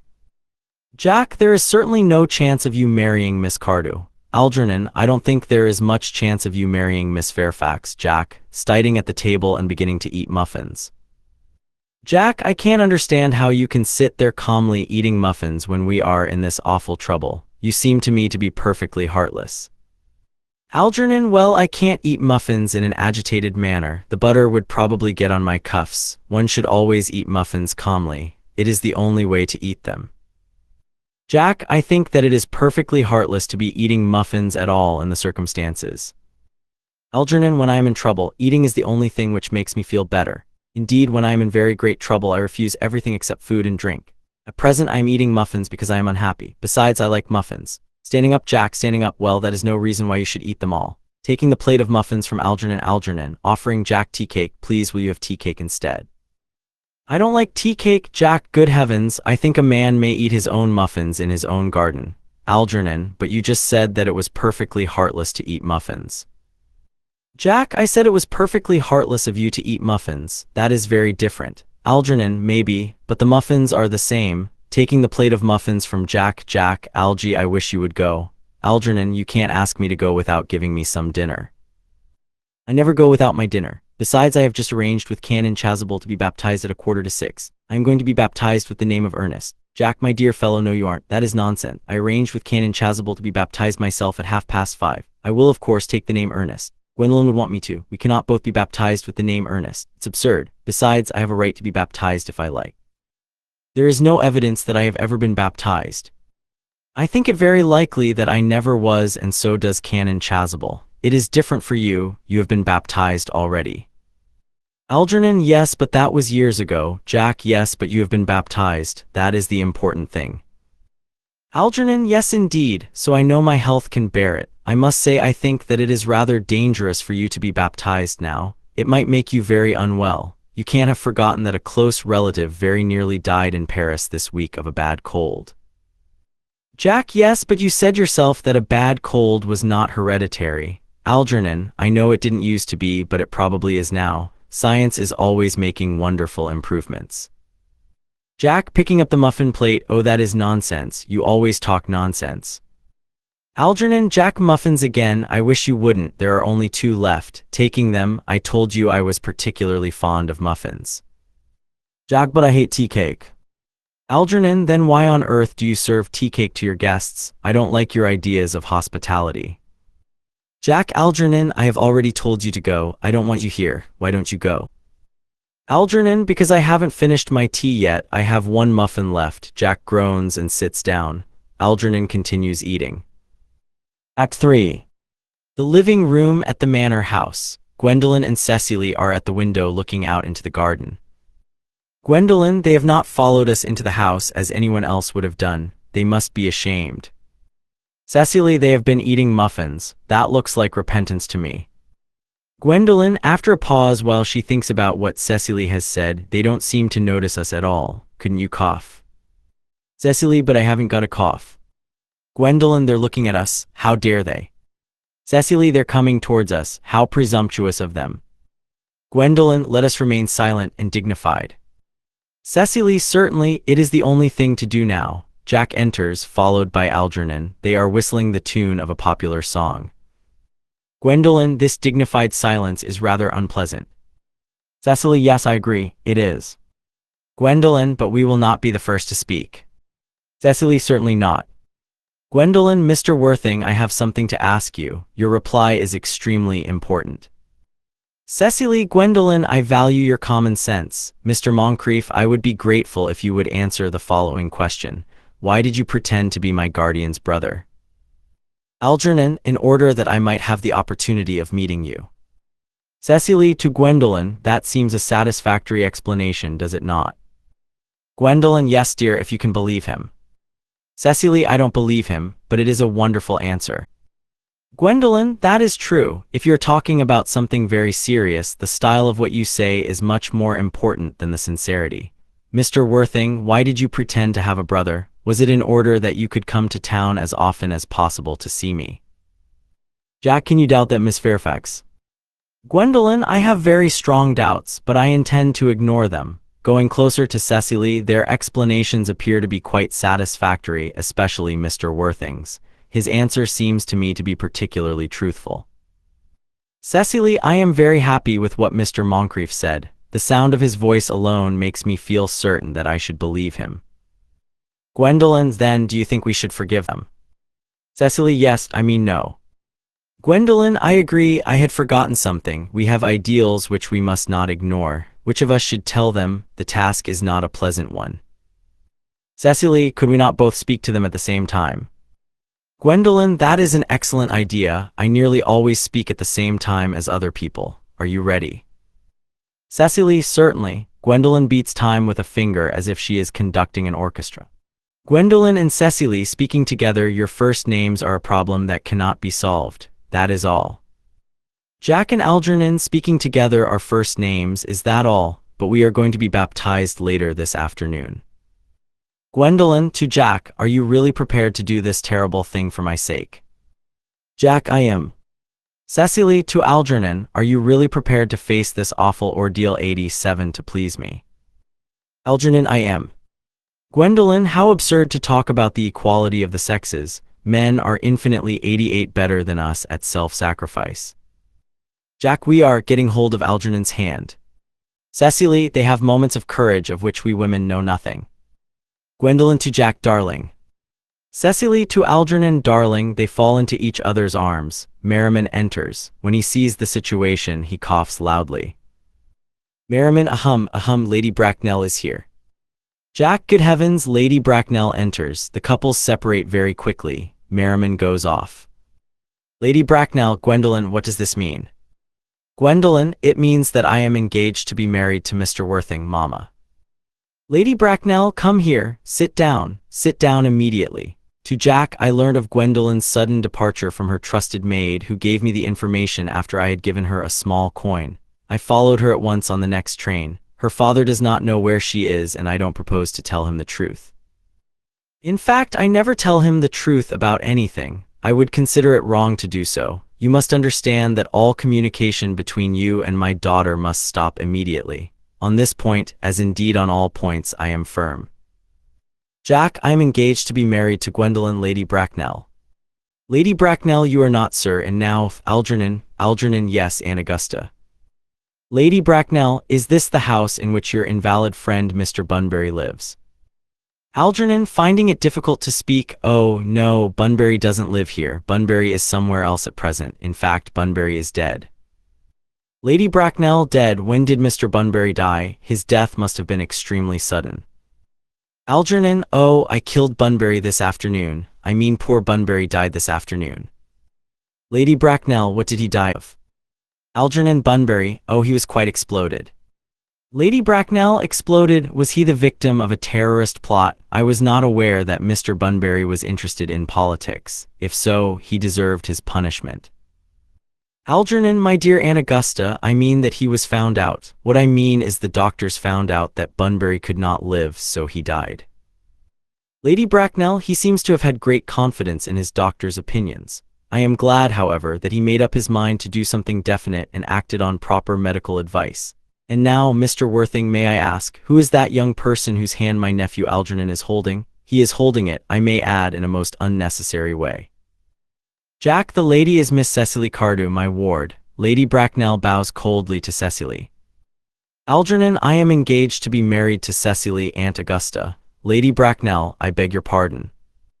Cecily, Mr. Moncrief and I are engaged to be married, Lady Bracknell. Lady Bracknell, shivering, then moving over to the sofa and sitting down. I do not know whether there is anything very exciting about the air in Hertfordshire, but the number of engagements being made seems to be considerably above the expected average. I think that it would be a good idea for me to make some preliminary inquiries. Mr. Worthing, is Miss Cardew connected with any of the larger railway stations in London? I am merely asking for information. I did not know until yesterday that there were families or persons who were related to railway stations. Jack, speaking in a cold, clear voice, Miss Cardew is the granddaughter of the late Mr. Thomas Cardew of 149 Belgrave Square, London, of Gervase Park, Dorking, Surrey, and also of the Sparran, Fifeshire, Scotland. Lady Bracknell, that sounds not unsatisfactory. 3 addresses always inspire confidence, but I have no proof that they are real. Jack, Miss Cardew's family lawyers are Markby, and Markby. Lady Bracknell, Markby, and Markby, they are lawyers in the very highest position of their profession. Indeed, I know that one of the Mr. Markbys is occasionally to be seen at dinner parties. I am almost satisfied. Jack, very irritably, how extremely kind of you, Lady Bracknell. I have also got, you will be pleased to hear, certificates of Miss Cardew's birth, baptism and confirmation of vaccinations for whooping cough 90 and the measles 91, both German and English. Lady Bracknell, a busy life I see. Though perhaps it has been too exciting for a young girl. I do not believe a young girl should have too many experiences. Standing up and looking at her watch, Gwendolen, we must leave. We have not a moment to lose. Since I am making inquiries, Mr. Worthing, I had better ask you if Miss Cardew has any personal fortune. Jack, oh, she has an investment of £130,000 in government stocks 92, so her annual income is very large. That is all. Goodbye, Lady Bracknell, so pleased to have seen you. Lady Bracknell, sitting down again, just a moment, Mr. Worthing. £130,000, and in government stocks. Miss Cardew seems to me to be a very attractive young lady now that I look at her. Few girls today have any good qualities which last and improve with time. We live in a time, sadly, when beauty is the only important thing. To Cecily, come here, dear. Cecily goes to her, you are a pretty child. Your dress is not very fashionable and your hair has not been styled very well, but we can soon alter that. An experienced French maid will produce a very good result in a short time. I remember recommending one to Lady Lansing, and after a few months her own husband did not know her. Jack, after a few months nobody knew her. Lady Bracknell, glaring at Jack, then pretending to smile at Cecily. Turn round, sweet child. Cecily turns completely round in a circle. No, I want to see you from the side. Cecily turns round so that Lady Bracknell can see her face in profile from the side. Yes, very good. There's much about your situation which is promising. You could fit well into good society. Hold your chin a little higher, dear. Chins are worn very high at present. Algernon. Algernon, yes, Aunt Augusta. Lady Bracknell, there is much about her situation which is promising. She could fit well into good society. Algernon, Cecily is the sweetest, dearest, prettiest girl in the whole world, and I don't care about her fitting into good society. Lady Bracknell, do not be dismissive of good society, Algernon. Only people who can't get into good society speak like that. To Cecily, dear child, of course Algernon has no money. He has nothing but his debts to bring to a marriage, but I do not approve of marrying for money. When I married Lord Bracknell, I had no fortune at all, but I didn't allow that to stand in my way. Well, I suppose I must give my consent to this marriage. Algernon, thank you, Aunt Augusta. Lady Bracknell, Cecily, you may kiss me. Cecily, kissing her, thank you, Lady Bracknell. Lady Bracknell, you may also call me Aunt Augusta in future. Cecily, thank you, Aunt Augusta. Lady Bracknell, the marriage ought to take place quite soon. Algernon, thank you, Aunt Augusta. Cecily, thank you, Aunt Augusta. Lady Bracknell, I do not approve of long engagements. They give people a chance to find out about each other's character before marriage, which I think is never advisable. Jack, I beg your pardon, Lady Bracknell, but their engagement is not acceptable. I am Miss Cardew's guardian, and she cannot marry without my consent until she comes of age. I will not give my consent. Lady Bracknell, why, may I ask? Algernon is an extremely eligible young man. He has nothing, but he looks as if he has everything. What more can one want? Jack, I am very sorry to have to say this to you, Lady Bracknell, but the fact is that I do not approve of his character. I suspect that he is devious. Algernon and Cecily look at him, amazed and indignant. Lady Bracknell, devious, my nephew Algernon, impossible. He was educated at Oxford University. Jack, there can be no doubt about it. This afternoon, while I was away in London, he was allowed into this house because he said he was my brother. While pretending to be my brother, he drank, I am informed by my servant, a complete bottle of very good quality champagne which I was keeping especially for myself. He also succeeded in turning my ward against me. He then stayed to tea and ate every muffin we had. He behaved completely heartlessly. And what is worse, he knew that I don't have a brother, that I have never had a brother, and that I don't intend to ever have a brother of any kind. He knew because I told him so myself yesterday afternoon. Lady Bracknell, coughing, Mr. Worthing, after thinking about this carefully, I have decided to forget about the way my nephew behaved towards you. Jack, that is very good of you, Lady Bracknell. I have decided, however, not to change my mind. I will not give my consent. Lady Bracknell, to Cecily, come here, sweet child. Cecily goes to her. How old are you, my dear? Cecily, well, I am really only 18, but I always say I am 20 when I go to parties. Lady Bracknell, you are perfectly right to make a small alteration. Indeed, no woman should ever be quite accurate about her age. It looks so devious. Speaking again, thoughtfully, well, it will not be very long before you come of age, so I don't think your guardian's consent is very important. Jack, excuse me for interrupting you again, Lady Bracknell. I must tell you that, according to her grandfather's will, Miss Cardew does not come of age until she is 35. Lady Bracknell, that does not seem to me to be a problem. 35 is a very attractive age. London society is full of women who have, by their own free choice, remained 35 for years. Lady Dumbleton is an example. She has been 35 ever since she reached the age of 40, which was many years ago. Our dear Cecily will be even more attractive at the age of 35 than she is at present. She will have even more money than she has now. Cecily, Algie, could you wait for me till I was 35? Algernon, of course I could, Cecily, you know I could. Cecily, yes, I believe that you could, but I couldn't wait all that time. I hate waiting even 5 minutes for anybody. It always makes me rather cross. I am not punctual myself, but I do like other people to be punctual. Waiting, even to be married, is quite out of the question. P. Algernon, then what are we going to do, Cecily? Cecily, I don't know, Mr. Moncrief. Lady Bracknell, my dear Mr. Worthing, Miss Cardew states that she cannot wait till she is 35, a remark that tells me she has a rather impatient nature. However, I beg of you to think again about your decision. Jack, my dear Lady Bracknell, the decision is entirely in your own hands. When you consent to my marriage with Gwendolen, I will gladly consent to your nephew's marriage with my ward. Lady Bracknell, standing and looking very tall, you must know that your marriage with my daughter is not possible. Jack, then none of us can look forward to ever getting married. Lady Bracknell, I cannot agree to Gwendolen never getting married. Algernon, of course, may choose for himself. Come, dear. Gwendolen stands up. We have already missed 5, if not 6 trains. Canon Chasuble enters. Chasuble, everything is quite ready for the baptisms. Lady Bracknell, the baptisms, is it not a little early for baptisms? First marriage, then children, then baptisms. Chasuble, looking puzzled and pointing at Jack and Algernon, both these gentlemen have said they wish to be baptized immediately. Lady Bracknell, baptized at their age, the idea is ridiculous and quite irreligious. Algernon, I forbid you to be baptized. My husband, Lord Bracknell, would be very displeased to hear that you were wasting your time and money like this. Chasuble, do I understand you correctly? Is neither of you gentlemen to be baptized? Jack, I don't think that baptism would be much use to either of us at the moment. Canon Chasuble. Chasuble, I am very sorry to hear you say so, Mr. Worthing. That sounds like the view of an irreligious man. I have written 4 unpublished sermons on this subject. However, since you have decided to ignore religion for now, I will return to the church where Miss Prism has been waiting for me for an hour and a half. Lady Bracknell, looking shocked and sitting down again. Miss Prism, did I hear you say Miss Prism? Chasuble, yes, Lady Bracknell. I am going to the church to join her now. Lady Bracknell, please wait a moment. Canon Chasuble. This is something which may be important to Lord Bracknell and myself. Is this Miss Prism a rather ugly female who is remotely connected with education?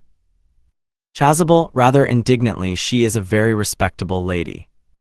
Lady Bracknell, it must be the same person. May I ask what position she has in your household? Chasuble, severely, I am celibate. 94, madam. Jack, Lady Bracknell, Miss Prism has been Miss Cardew's valued governess and companion for the last 3 years.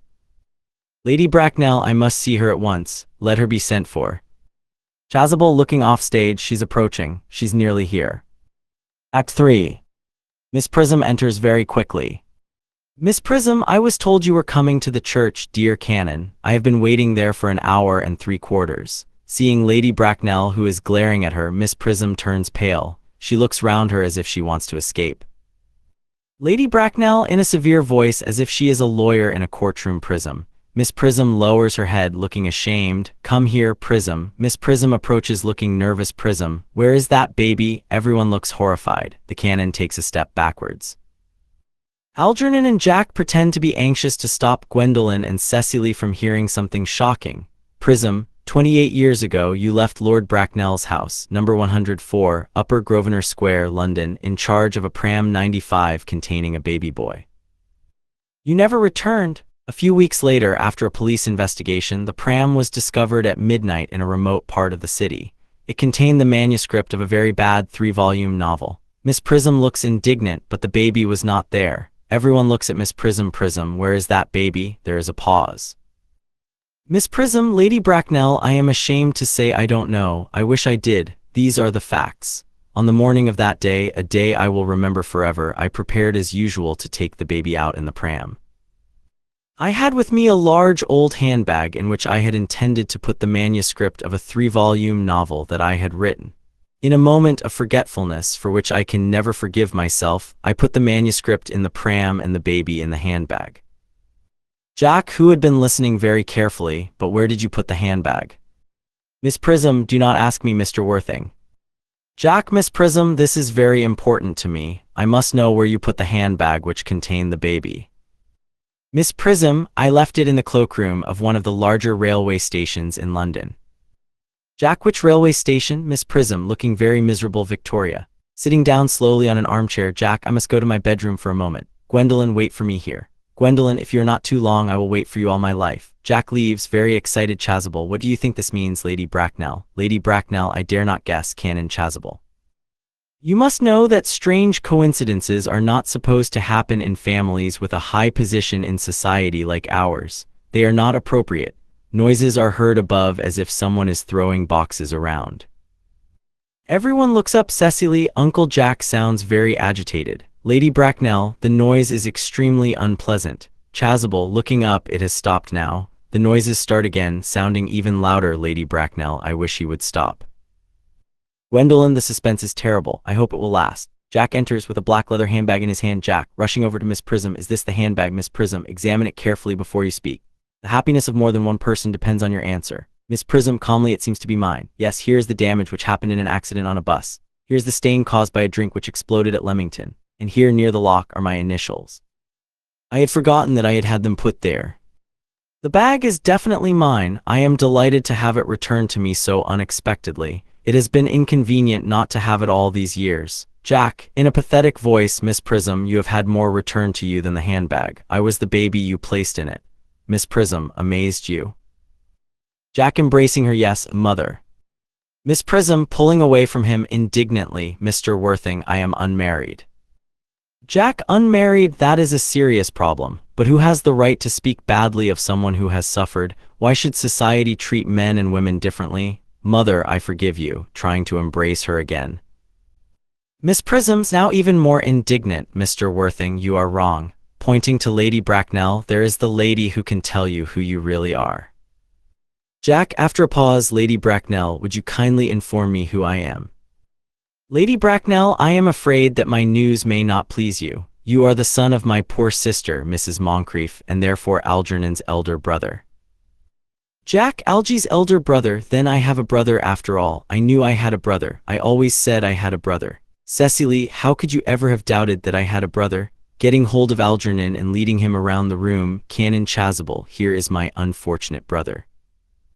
Miss Prism, my unfortunate brother. Gwendolen, my unfortunate brother. Algy, you will have to treat me with more respect in the future. You have never behaved to me like a younger brother should. Algernon, well, I haven't done until today. I did my best, though. They shake hands. Gwendolen, to Jack, my own, but my own, what is your name now that you are not Jack Worthing? Jack, good heavens, I had forgotten about my name. I suppose that you won't change your mind about your favorite name. Gwendolen, never. Jack, then the question must be cleared up at once. Aunt Augusta, had I been baptized? Lady Bracknell, your loving parents had done everything for you, including baptism. Jack, then I was baptized, that is clear. Now what name was I given? Let me know the worst. Lady Bracknell, you were the elder son, so you were given your father's name. Jack, irritably, yes, but what was my father's name? Lady Bracknell, thoughtfully, I cannot at present remember what the general's name was, but I have no doubt that he had one. Jack, Algy, can't you remember what our father's name was? Algernon, my dear fellow, we never even spoke to each other. He died before I was a year old.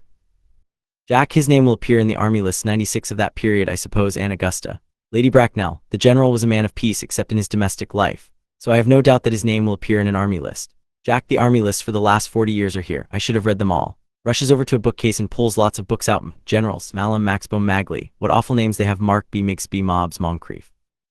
Lieutenant, 1840. Captain, Lieutenant Colonel, Colonel, General, 1869. Names, Ernest John. Putting down the book and speaking quite calmly, I always told you, Gwendolen, that my name was Ernest, didn't I? Well, it is Ernest after all.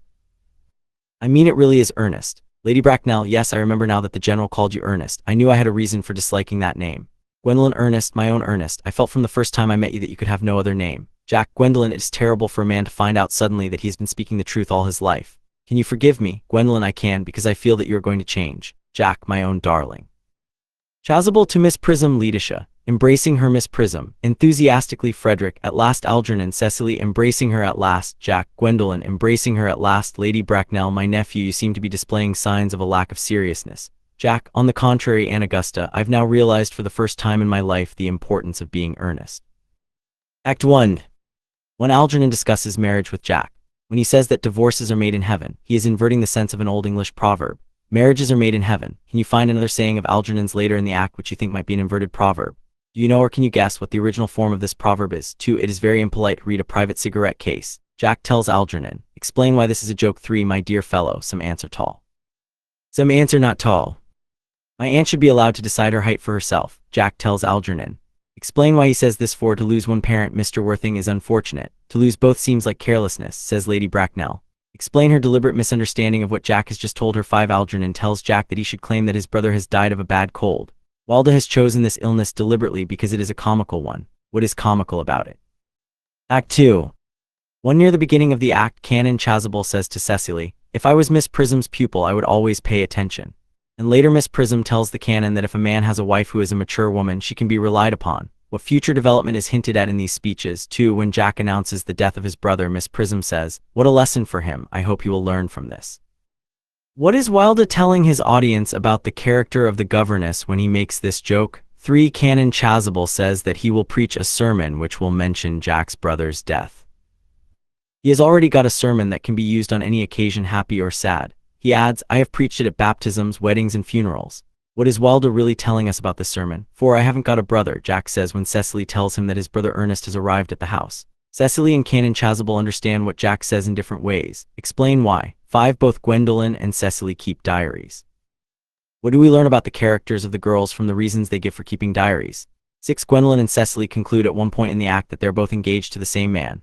Explain briefly how this has happened. 7. The conversation between Gwendolen and Cecily on the subject of flowers seems polite, but they are really insulting each other. Explain how. 8. How, according to Algernon, does a wonderful improvement in science make it dangerous for Jack to be baptized? How sensible is Algernon's suggestion? Act 3.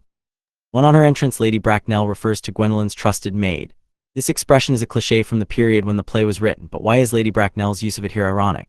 2. Is Miss Cardew connected with any of the larger railway stations in London? Lady Bracknell asks. What does she really mean? 3. Few girls today have any good qualities which last and improve with time, Lady Bracknell says, but she obviously regards Cecily as an exception. What? 4. When Miss Prism is shown the handbag in which Jack was found, her reaction is an example of bathos, a sudden change from seriousness to triviality. Explain why. Glossary. 1. Salon, page 4. In the past, a regular meeting of artists, writers, musicians, etc., usually at the home of a rich, famous woman. 2. Aesthetics, page 4. The study of the nature of beauty, especially in arts such as painting and architecture. 3. Influence, to influence someone, page 4. To affect the way that someone thinks or behaves, or to affect the way that something happens. 4. Infamous, page 4. Well known for something bad. 5. Decadent, page 4. Describing or involving a lot of pleasure that is considered immoral. A person who is decadent allows himself or herself so much pleasure that it almost seems morally wrong. 6. Satirize, to satirize, page 5. To use humor to criticize someone or something and make them seem silly. This use of humor is called satire, and someone who uses this type of humor is a satirist.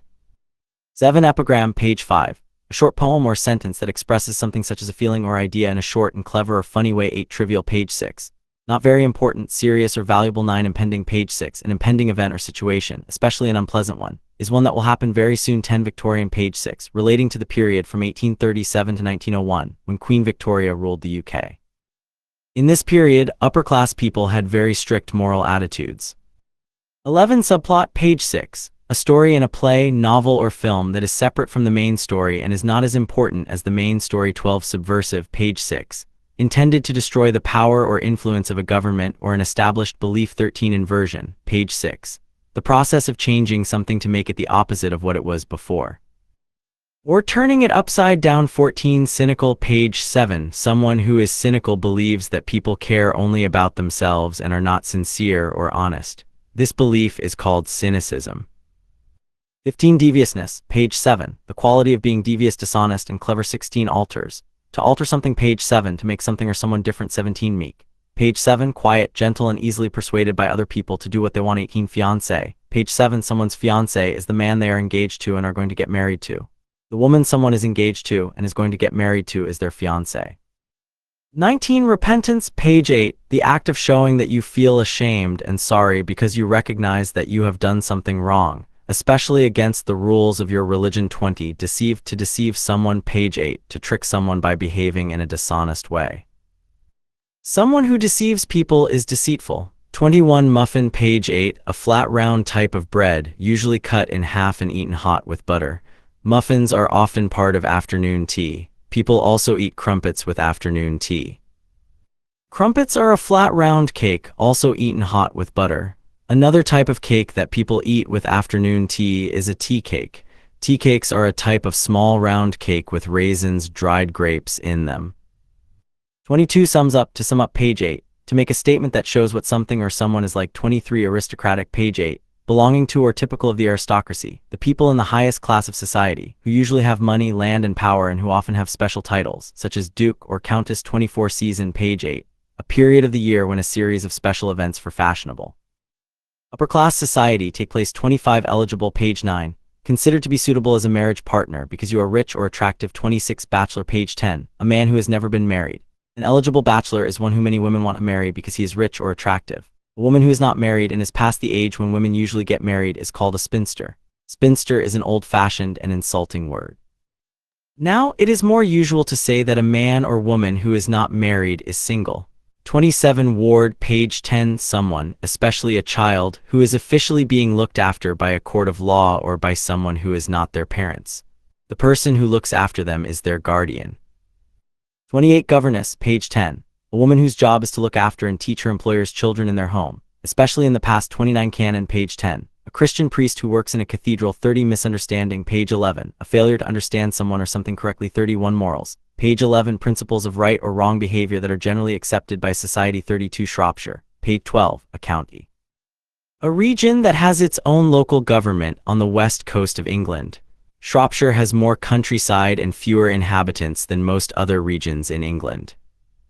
33 fellow, page 12, used for talking to man in an old-fashioned, friendly way. 34 extravagant, page 12, spending or costing a lot of money, especially more than is reasonable. 35 flirt, to flirt with someone. Page 12, to behave towards someone in a way that shows your sexual or romantic interest in them. 36 consent, page 13, permission to do something. 37 clear up, to clear up something. Page 15, to solve a problem or a mystery. 38 inscription, page 15, a piece of writing written or cut on or in something, especially as a record of an achievement or in order to honor someone. 39 visiting card, page 16, a small card with your name printed on it that people left in the past with people who they visited. 40 quite, page 16, quite usually means to some degree, but not completely or extremely. But speakers of British English sometimes use quite to mean very. This is only possible before words with an extreme meaning. When Algernon says that he is quite sure, he means that he is very sure. 41 will, page 17, a legal document that explains what you want to happen to your money and possessions after you die. This is often more formally called a last will and testament. 42 invalid, page 18, someone who is ill or injured and is unable to look after themselves. 43 frowning, to frown. Page 20, to move your eyebrows down and closer together because you are annoyed, worried, or thinking hard. 44 telegram, page 20, a message that you send by telegraph, a method of communicating by sending electric signals through wires or by radio waves. Used especially in the past for short, urgent messages. 45 reception, page 22, a formal party to welcome someone or to celebrate something. 46 ideal, page 22, the best example of something that you can think of or imagine. 47 baptized, to baptize someone. Page 23, to perform a religious ceremony during which a baby is made a member of the Christian religion and given a name. 48 carriage, page 24, a vehicle with wheels that is pulled by horses, especially one used in the past before cars were invented. 49 occupation, page 25, something that you do in your free time. The more usual meaning of occupation is job. 50 investment, page 25, money used in a way that may earn you more money. For example, money used for buying property or shares in a company. 51 late, page 26, used for talking about someone who has died, especially recently. 52 cloakroom, page 27, a room in a theater, station, etc. where people can leave their coats, bags, and other possessions while they are in the building. 53 dignity, page 27, the impressive behavior of someone who controls their emotions in a difficult situation. If someone behaves in this way, people say that they are dignified. 54 wedding march, page 27, a piece of music traditionally played when a woman arrives at her wedding, or when she and her husband leave after it. 55 hereditary, page 29, a hereditary disease or quality is passed from a parent to a child in their genes. 56 club, page 29, an organization that provides a place where its members, especially men, can go and eat, relax, or stay. 57 music hall, page 29, a type of entertainment of the late 19th and early 20th centuries that consisted of a series of short performances by singers, dancers, and comedians in a theater. 58 cuff, page 30, the part of a sleeve that fits around your wrist. 59 impetuous, page 32, done quickly, without thinking about what the effects will be. 60 dismissive, page 35, reacting to something in a way that shows you do not think it is worth paying attention to. 61 housekeeper, page 37. Someone whose job is to organize all the work that needs to be done in someone's house, such as cleaning, cooking, etc. 62. Hypocrisy, page 37. Behavior in which someone claims to have certain moral principles or beliefs, but behaves in a way that shows they're not sincere. 63. Reform, to reform someone, page 38. To change your own or someone else's behavior so that it is no longer illegal or harmful. 64. Mourning clothes, page 39. Clothes, especially black clothes, that are worn as a sign of respect for someone who has died. 65. Condolences, page 40. The things that you say to show sympathy when someone has just died. 66. Charity, page 40. Kindness that you show towards other people by not judging them or criticizing them too severely. Charity is more usually used to talk about money or food that is given to people who are poor or ill so that they can live. 67. Draft, page 40. Cold air that blows into a room and makes you feel uncomfortable. 68. Sermon, page 40. A speech made by a priest or religious leader, especially as part of a religious ceremony. 69. Discontent, page 40. The unhappy feeling that you have when you are not satisfied with something. 70. Bitterly, page 41. In a way that shows that you are extremely angry, upset, or disappointed about something. 71. Glares, to glare at someone or something, page 42. To look at someone or something in a very angry way. 72. Reconciliation, page 44. A new and friendly relationship with someone who you argued with or fought with. 73. Scoundrel, page 44. An old-fashioned word for a man who behaves in an unfair or dishonest way. 74. Conceited, page 49. Someone who is conceited behaves in a way that shows think they are very intelligent, skillful, or attractive. 75. Bankruptcy court, page 50. A person or business that is bankrupt has officially admitted that they have no money and cannot pay what they owe. The situation of being bankrupt is called bankruptcy. People who are bankrupt must attend a court, a place where trials take place and legal cases are decided. Algernon is saying that a lot of people who owe money and cannot pay are called Algernon. 76. Presumptuous, page 51. Showing too much confidence and not enough respect. 77. Lorgnette, page 52. Old-fashioned glasses with a long handle that you hold in front of your eyes. 78. Candidly, page 53. Speaking in an honest and direct way, even when the truth is not pleasant. 79. Entanglement, page 54. A complicated situation or relationship. 80. Reproach, to reproach someone for doing something. Page 54. To criticize someone and feel disappointed with them for something they have done. 81. Hateful, page 56. Extremely bad, unpleasant, or cruel. 82. Sugar tongs, page 57. A metal or plastic object that consists of two connected arms that you push together in order to pick up lumps of sugar. 83. Cowardly, page 60. A cowardly person is not brave enough to fight or do something difficult or dangerous that they should do. 84. Scornfully, page 60. In a way that shows you do not think someone or something is good enough to deserve your approval or respect. 85. Absurd, page 60.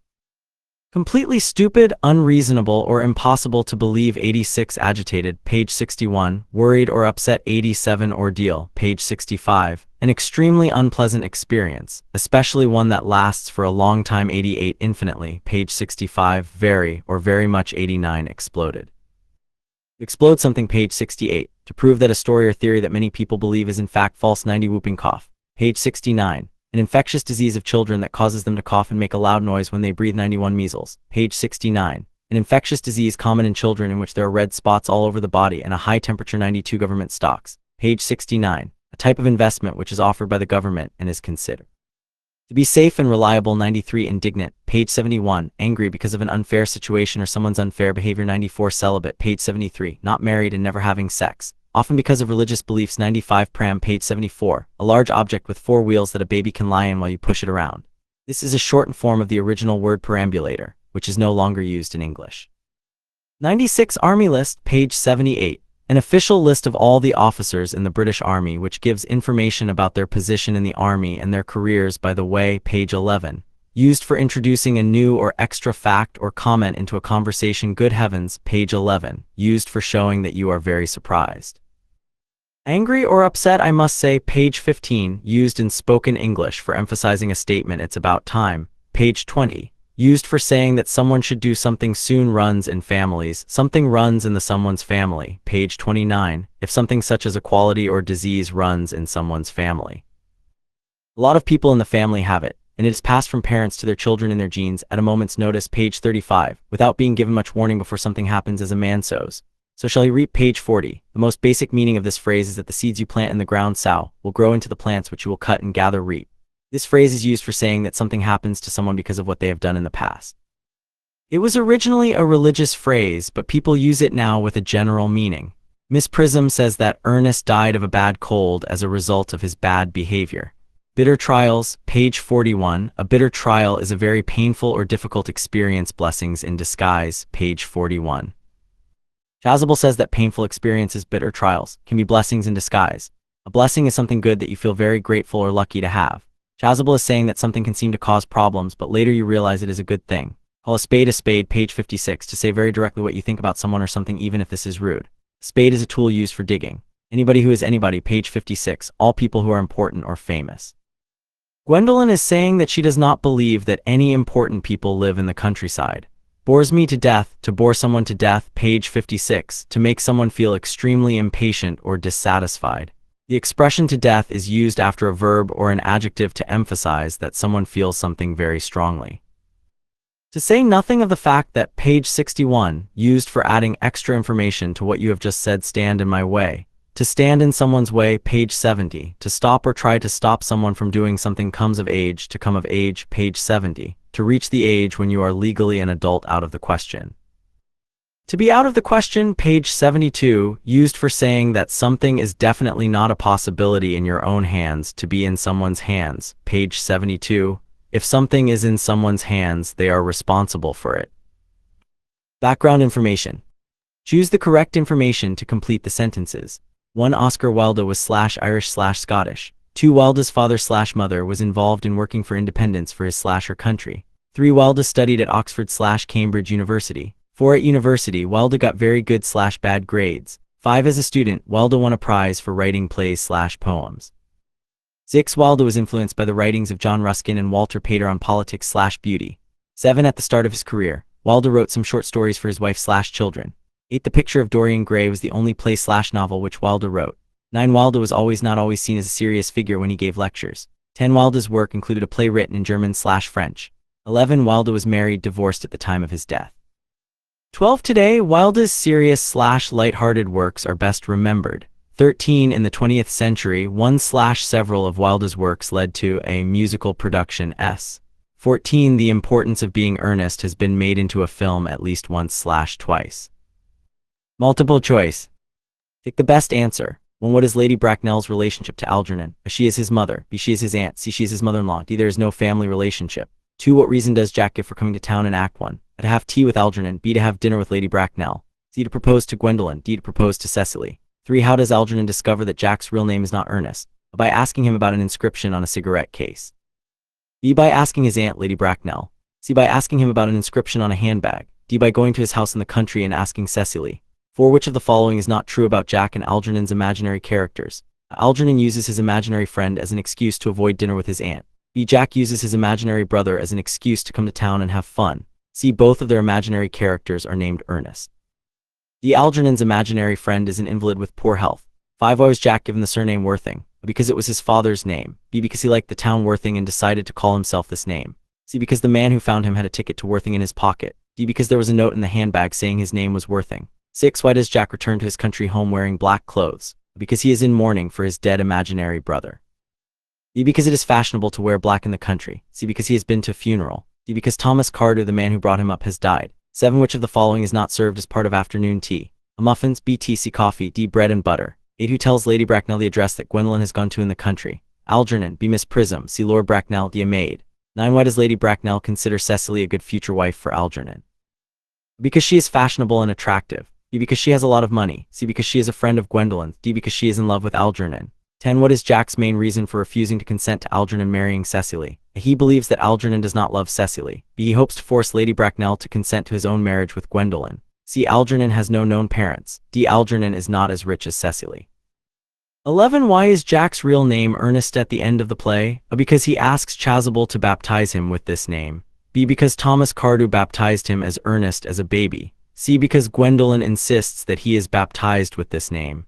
D. Because his mother and father, also called Ernest, baptized him with this name. Word focus.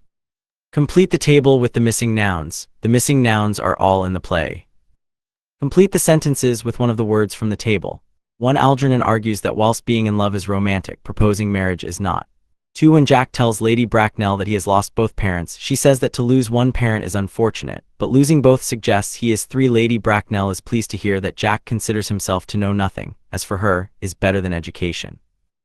4. When accepting an offer, for example to go for a walk in the garden, a possible answer is yes. With 5. Cecily is a little frightened to meet Jack's brother, Ernest, as she has never met such a badly behaved person before. 6. Cecily tells Algernon, who she believes to be Ernest, that if he has been leading a double life and pretending to be bad while in fact being good, then this is a sign of 7. When Jack and Algernon agree to be baptized, Gwendolen sees this as a sign that there will never be between the sexes because men have a greater capacity for self-sacrifice than women. 8. Miss Prism is at the end of the play to discover that Jack is the baby she mistakenly left in the cloakroom in Victoria Station. Vocabulary. Negative prefixes. Complete the gaps with a negative prefix dis, unmes, and to form a word with the opposite meaning. 1. Lady Bracknell approves of Jack marrying her daughter as he has no known relatives. 2. Algernon's imaginary friend is often well, which gives Algernon an excuse to visit him. 3. Jack thinks that his life story is perfectly ordinary and there is nothing believable about it. 4. Lady Bracknell thinks that Jack's house in London is on the fashionable side of the street. 5. Lady Bracknell states that an engagement should be a surprise to a girl, whether pleasant or pleasant, not something she plans herself. 6. Miss Prism believes that Jack's imaginary brother is weak and decisive, after hearing Jack's stories of Ernest's behavior. 7. Merriman packs Algernon's luggage after his arrival at the house. 8. Gwendolen believes that Cecily's story about being engaged to Ernest is true. 9. Lady Bracknell forbids Algernon from being baptized, saying that it would please Lord Bracknell. 10. Miss Prism is happy to have her bag expectedly returned to her at the end of the play, saying that it was convenient to have lost it many years ago. 11. When Lady Bracknell is reminded of the general's name, Ernest, she remembers her reason for liking the name. Vocabulary. Opposites. Tick the word which has the opposite meaning to the underlined word in each sentence. 1. Lady Bracknell refuses to consent to the marriage of Jack and Gwendolen. A rejects B, agrees C, allows D, enables 2. Gwendolen tells Jack that he is wonderfully complicated. A open B, straight C, bored D, simple 3. Before discovering he has lied, Gwendolen claims that her Ernest has a truthful nature. A lying B, deceitful C, unhelpful D, honest 4. Miss Prism tells Chasuble that he can rely on a mature woman. A dishonest B, young C, poor D, adult 5. Cecily believes that Jack's brother is a wicked man. A good B, healthy C, living D, true 6. Believing her to be his mother, Jack says it could be a serious problem that Miss Prism is unmarried. A future B, trivial C, major D, quite. Vocabulary. Formal language.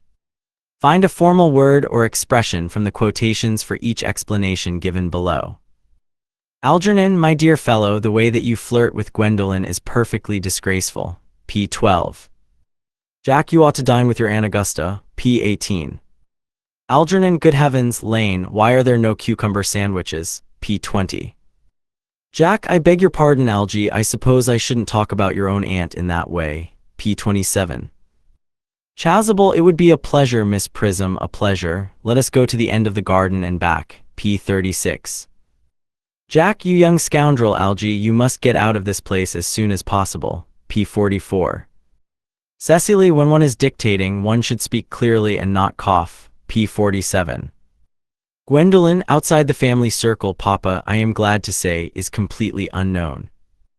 p. 52. 1. Father, Papa. 2. Expression showing surprise or anger. 3. Pronoun used to mean you, or people in general. 4. Expression used to address a male friend. 5. Expression used to make a suggestion. Now abbreviated to let. 6. Name for a man who behaves badly or dishonestly. 7. Expression to accept an invitation. 8. Expression meaning I'm sorry, excuse me. 9. Verb meaning have dinner. 10. Adverb and adjective meaning socially unacceptable. Useful phrases. Complete the sentences. Use each phrase from the box once. Bitter trial, blessing in disguise, bores her to death. Call a spade, come of age in her own hands. Out of the question, runs in families. 1. When debating how to kill off his imaginary brother, Algernon warns Jack not to choose a hereditary condition which runs in families such as heart attacks. 2. After the death of Jack's imaginary brother, Chasuble tells Jack not to grieve too much, suggesting that the death of this wicked man might be a 3. Chasuble refers to the painful experience of Ernest's death. As a 4. Cecily angrily tells Gwendolen that it is important to be direct and honest, and rather than pretending to have good manners when in fact you are rude. 5. Gwendolen tells Cecily that she cannot imagine how anyone lives in the country, a place which 6. Jack informs Lady Bracknell that Cecily will, only when she is 35 according to her grandfather's will. 7. Cecily says that she hates waiting and therefore waiting until she is 35 to get married is completely. 8. Jack informs Lady Bracknell that the decision about Algernon and Cecily's future is. Grammar. Question tags. Complete the questions from the play with a question tag from the box. There are 3 which you do not need. Aren't you? Does it? Don't you? May I not? Is it not? Can't I? Won't you? Doesn't it? May you? 1. Then that is all quite settled, is it not? 2. I can dine with you tonight. 3. You will marry me. 4. Hopelessly doesn't make much sense. 5. I may call you Cecily. 6. You often baptize people. Which 2 of the question tags above are old-fashioned and formal? 1. May I not? 2. How could they be said in a less formal, more modern way? 1. I can call you Cecily, can't I? 2. Now add modern question tags to the following questions. 1. You're not married, are you? 2. She lives in the country. 3. He won't marry her daughter. 4. It's difficult to lead a double life. 5. You can't get married before you come of age. 6. His brother behaved in a wicked way. Grammar relative clauses. Rewrite the 2 sentences to make 1 sentence using a relative pronoun, which, that, who, where, or whose. 1. Miss Prism left a bag at Victoria Station. The bag contained a baby. Miss Prism left a bag which contained a baby at Victoria Station. 2. Thomas Cardew made Jack the guardian of Cecily. Thomas Cardew found Jack as a baby. Thomas Cardew. 3. Lady Bracknell does not want her daughter to marry Jack. Jack has no known relations. Lady Bracknell. 4. Algernon writes down the address of Jack's country home. Cecily lives in Jack's country home. Algernon. 5. Cecily is frightened of meeting Ernest. Ernest's behavior is wicked. Cecily. 6. Cecily keeps a diary. She writes her secrets in it. Cecily. 7. Jack refuses to consent to Cecily's marriage. This means she cannot marry until she is 35. Jack. 8. Jack's father baptized his son with the same name. Jack's father's name was Ernest. Jack's father. Visit the Macmillan Readers website at www.macmillanenglish.com readers to find free resources for use in class and for independent learning. Search our online catalog to buy new readers, including audio download and ebook versions. Here's a taste of what's available. For the classroom. Tests for every reader to check understanding and monitor progress. Worksheets for every reader to explore language and themes. Listening worksheets to practice. Extensive listening worksheets to help prepare for the FCE reading exam. Additional resources for students and independent learners. An online level test to identify reading level author information sheets to provide in-depth biographical information about our readers' authors.